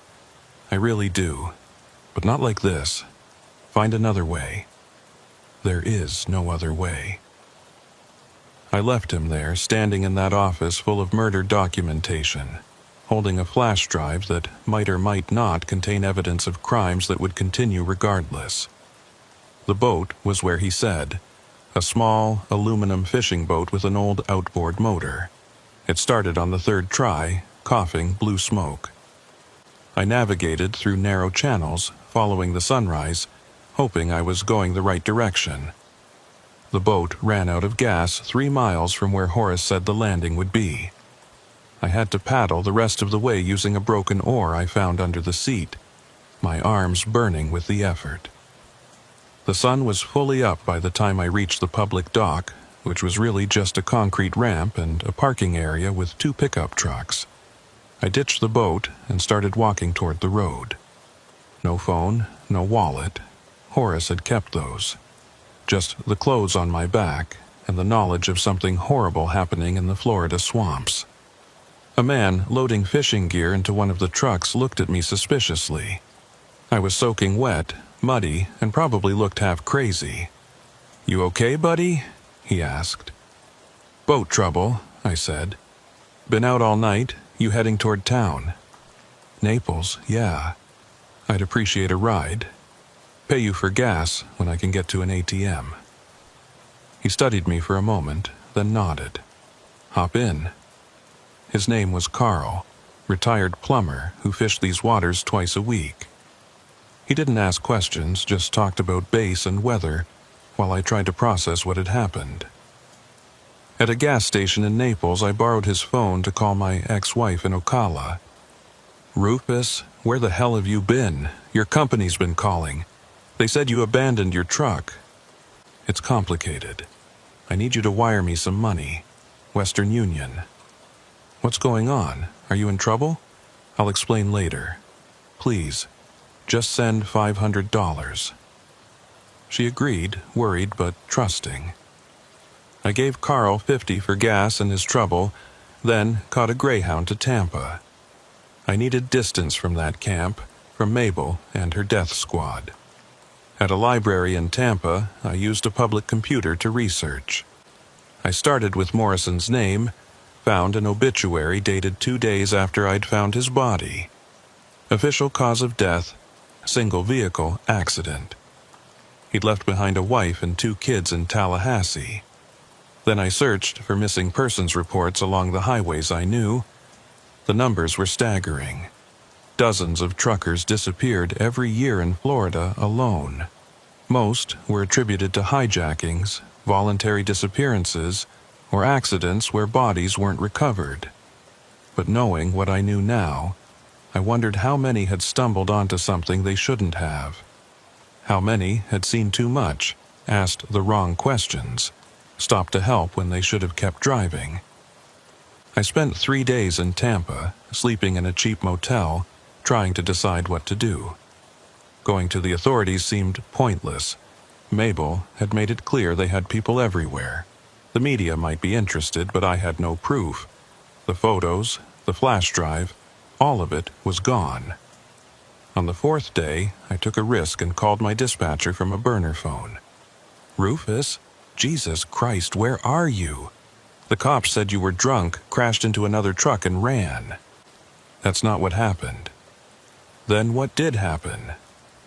"I can't explain, but I need you to know I wasn't drunk. I've never driven drunk in my life. The police report says, the police report is wrong. Listen, I'm done. I'm not coming back to trucking. Rufus, if you're in some kind of trouble, just tell everyone I'm sorry. And be careful on those back roads, especially at night." I hung up and threw the phone away. My trucking career was over. 32 years of clean driving ended with a lie about drunk driving and fleeing the scene. I settled in Pensacola, far from the Everglades and Mabel's operation. Got a job at a warehouse, kept my head down, tried to forget. But you can't forget something like that. The photos of bodies stacked like cargo, Morrison's corpse in that shed, Mabel's calm explanation of social hygiene. 3 months passed. I'd started to think maybe I really had escaped, that they'd written me off as not worth pursuing. Then I saw her at a diner near my apartment. Mabel, sitting alone in a corner booth, sipping coffee like any other retiree. I froze in the doorway. She looked up, smiled, and waved me over. Running would have been pointless. If she'd found me, they had people watching. I sat across from her, my heart pounding. "Hello, Rufus," she said pleasantly. "You look well. Pensacola seems to agree with you. What do you want?" "Just checking in, making sure you're keeping your promise to Deputy Horace." "I haven't said anything to anyone." "I know. We monitor these things. Email, phone calls, internet searches. You've been very good. Then why are you here?" She pulled out a tablet, showed me a photo. It was my daughter, my grandkids, taken recently at a park in Georgia. "Beautiful family," she said. "Your daughter's a teacher, isn't she? 3rd grade. Your grandson plays Little League. Your granddaughter takes ballet. If you touch them, we won't, as long as you continue being good. But I wanted you to understand something, Rufus. You didn't escape. We let you go. Why? Because Deputy Horace was right. Killing you would have raised questions. You're not like our usual subjects. You have connections. People who would look for you. Better to let you disappear yourself. So I'm what? On probation. Think of it as retirement. You stay quiet, stay away from Florida, and everyone stays safe. Your family thrives, you live peacefully, and our work continues. Your work? You mean murdering people. She sighed. We've processed over 300 individuals since you left. Crime rates in target areas are down 40%. Tourist revenues are up. The governor is privately thrilled. You're monsters. We're necessary. Every civilization has its shadows, Rufus. The things that must be done but can't be acknowledged. We're just more organized than most. She stood up, left a 20 on the table for her coffee. One more thing, she said. Morrison's flash drive. The one you gave Horace. It was blank. My blood went cold. Morrison was smarter than we thought. He hid the real evidence somewhere else. We still haven't found it. If you happen to remember anything, any detail about where he might have hidden it, we'd be grateful. I don't know anything. She studied me for a moment. No, I don't think you do. But if that changes, you have Deputy Horace's number. She left, and I sat there shaking. They were still watching me. Would always be watching. I was free but not free, alive but living under a constant threat. That night, I went through everything I remembered about Morrison's truck, trying to think if I'd missed something. He'd hidden the real evidence somewhere, probably expecting to retrieve it after his blackmail succeeded. But where? Then I remembered the keys I'd found on his body. One was small, like for a lockbox or storage unit. Morrison had been based out of Tallahassee. If he'd hidden evidence, it would be somewhere he could access easily. I shouldn't have cared. Should have left it alone. But knowing that evidence existed, that proof of their murders was out there waiting to be found, ate at me. 2 weeks later, I took a bus to Tallahassee. Used the last of my savings to hire a private investigator. Told him I was Morrison's cousin, looking for any storage units or safety deposit boxes he might have had. The PI found 3 storage units in Morrison's name. 2 had been cleaned out by his widow. The 3rd was past due, scheduled for auction. I paid the past due amount and gained access. Inside was mostly junk, old furniture, boxes of clothes. But in the back, hidden under a tarp, was a small fireproof safe. The key from Morrison's pocket fit perfectly. Inside were 3 flash drives, each labeled with dates. A notebook filled with names, locations, dates, and photos. Hundreds of photos documenting not just murders, but the entire operation. Pictures of Mabel meeting with politicians. Deputy Horace disposing of bodies. The suit, whose name, according to the notebook, was Daniels, paying off other cops. Morrison had been investigating them for over a year, gathering evidence, planning his exposé. He'd died trying to bring them down. I sat in that storage unit for an hour, holding evidence that could destroy their entire operation. But using it would destroy me too. They'd kill my family, make us all disappear. So I did the only thing I could. I mailed copies to 5 different law firms in 5 different states, with instructions to open them only if anything happened to me or my family. I sent anonymous tips to the FBI, the Florida Attorney General, 3 major newspapers. No names, no return addresses, just enough information to start investigations. Then I put the originals back in the safe, locked it, and left it in the storage unit. Paid for another year in advance using cash. I went back to Pensacola and waited. The news broke 6 months later. Federal agents raided multiple locations across Florida. Dozens arrested, including several sheriff's deputies, 2 judges, and a state senator. They called it the largest corruption case in Florida history. Mabel was never arrested. Officially, she didn't exist in connection to the case. Daniels disappeared completely. Deputy Horace was found dead in his car, apparent suicide, the day before he was supposed to be arrested. His daughter, Sarah, died 2 months later. Without the money from the operation, her treatment stopped. I felt responsible for that. Still do. An innocent girl died because I exposed the operation, keeping her alive. But how many other innocents had died to pay for her treatments? There were no good answers, only degrees of evil. The investigation continued for over a year. Bodies were found in dozens of locations. The official count was 243, though investigators admitted the real number was probably higher. Most were people nobody had reported missing. Homeless, addicts, undocumented immigrants. But there were others too. A social worker who'd asked too many questions. A journalist who'd gotten too close to the truth. Truckers like Morrison who'd seen too much. I testified before a grand jury via video link, my identity protected. Told them about finding Morrison's truck, being kidnapped, escaping. I didn't mention keeping Morrison's evidence or mailing the tips. Let them think their investigation had uncovered everything on its own. It's been 2 years since the trials ended. Most of the convictions stuck. The sheriff's department was gutted and rebuilt.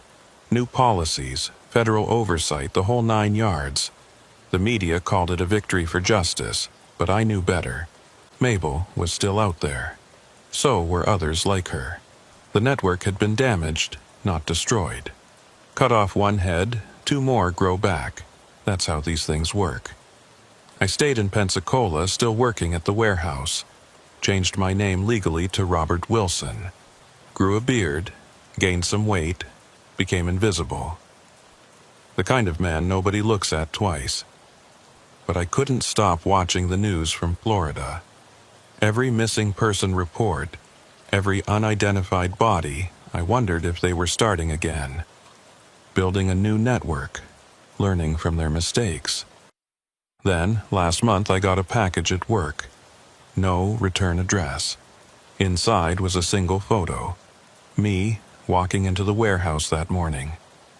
On the back, written in neat handwriting, "We remember." They'd found me again. Or maybe they'd always known where I was. I thought about running, but where? How far would be far enough? Alaska? Canada? It didn't matter. People like Mabel had resources, connections. They could find anyone if they really wanted to. So I stayed, kept working, kept my head down. But I also started writing this all down. Every detail I remembered, names, dates, places. If something happens to me, at least there'll be a record. 3 nights ago, I saw the white van. It was parked across from my apartment building when I got home from work. Nobody inside that I could see, but the engine was running. It was still there when I went to bed. Gone by morning. Last night, it was back. Different spot, same van. This time I could see someone in the driver's seat. Just sitting, watching. I called in sick to work today. Spent the morning finishing this account, making copies. One goes to my daughter with instructions not to open it unless something happens to me. One to a lawyer. One to a journalist who covered the original case. It's afternoon now. The van is back, parked right outside. There's a knock at my door.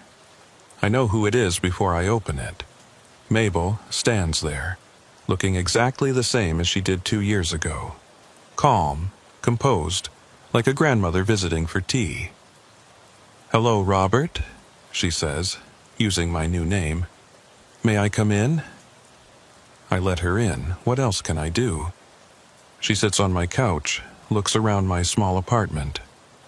"You've built a nice, quiet life here. What do you want?" "To make you an offer. One last time." I'm listening. The operation is rebuilding. New management, new methods, but the same purpose. Cleaning up society's failures. We've learned from our mistakes. No more mass graves. Bodies are cremated now, ashes scattered at sea, no evidence. Why are you telling me this? Because we need drivers. People who know the roads, who can move special cargo without questions. People who've already proven they can keep secrets. You want me to work for you? Think of it as insurance. You're either with us or you're a liability. We don't like liabilities. And if I refuse, she doesn't answer. Doesn't need to. You know I sent evidence to multiple sources, I say. If something happens to me, nothing will happen to you if you're smart. Drive for us twice a month. Nothing illegal in your truck, just creating routes for others to follow. Same thing you did before, but now you're paid for it. Paid to help you kill people. Paid to transport legitimate cargo while others handle the cleaning. You never see anything, never touch anything illegal, just drive. It's the same deal the devil always offers. Compromise your soul a little at a time until there's nothing left. I need time to think. You have until tomorrow. The van outside will wait for your answer. She leaves, and I sit here writing this final entry. I know what I should do. Go to the FBI, tell them everything. Trust the system to protect me.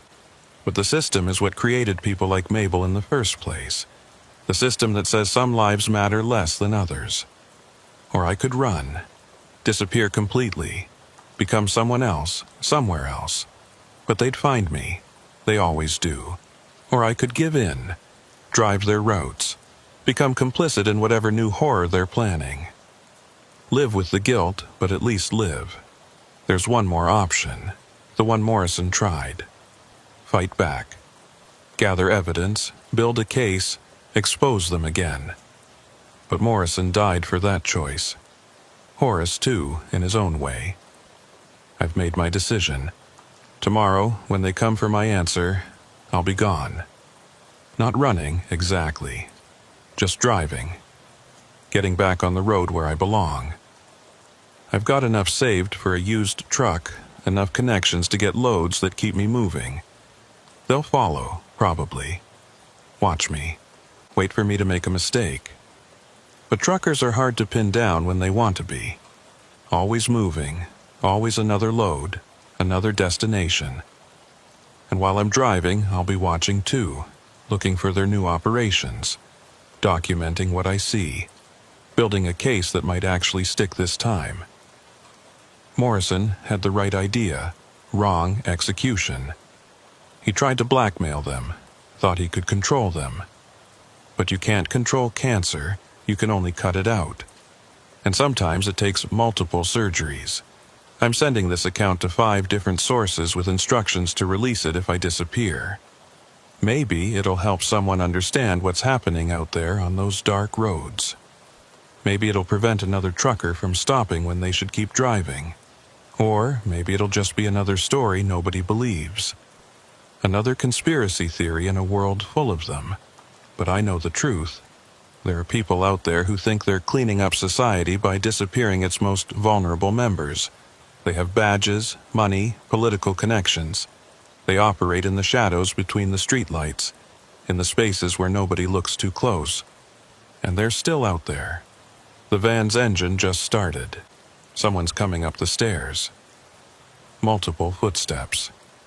If you're reading this, it means they decided I was too much of a liability after all. Or maybe I managed to expose them again before they got me. Either way, remember this. Not every abandoned truck is really abandoned. Not every helpful stranger is really helpful. Not every missing person is really missing. Some are taken. Processed. Disappeared. And the people doing it? They look just like everyone else. They are everyone else. Your deputy, your judge, your neighbor. People who've convinced themselves that murder is mercy if you choose the right victims. The footsteps have stopped outside my door. No knock this time. I should be scared, but I'm not. I'm tired. Tired of running, tired of hiding, tired of knowing what I know. Morrison's widow never knew what her husband died trying to expose. Maybe that's a mercy. Or maybe she deserved to know he died a hero, even if a flawed one. Deputy Horace's daughter, Sarah, died thinking her father was a good man who did bad things to save her.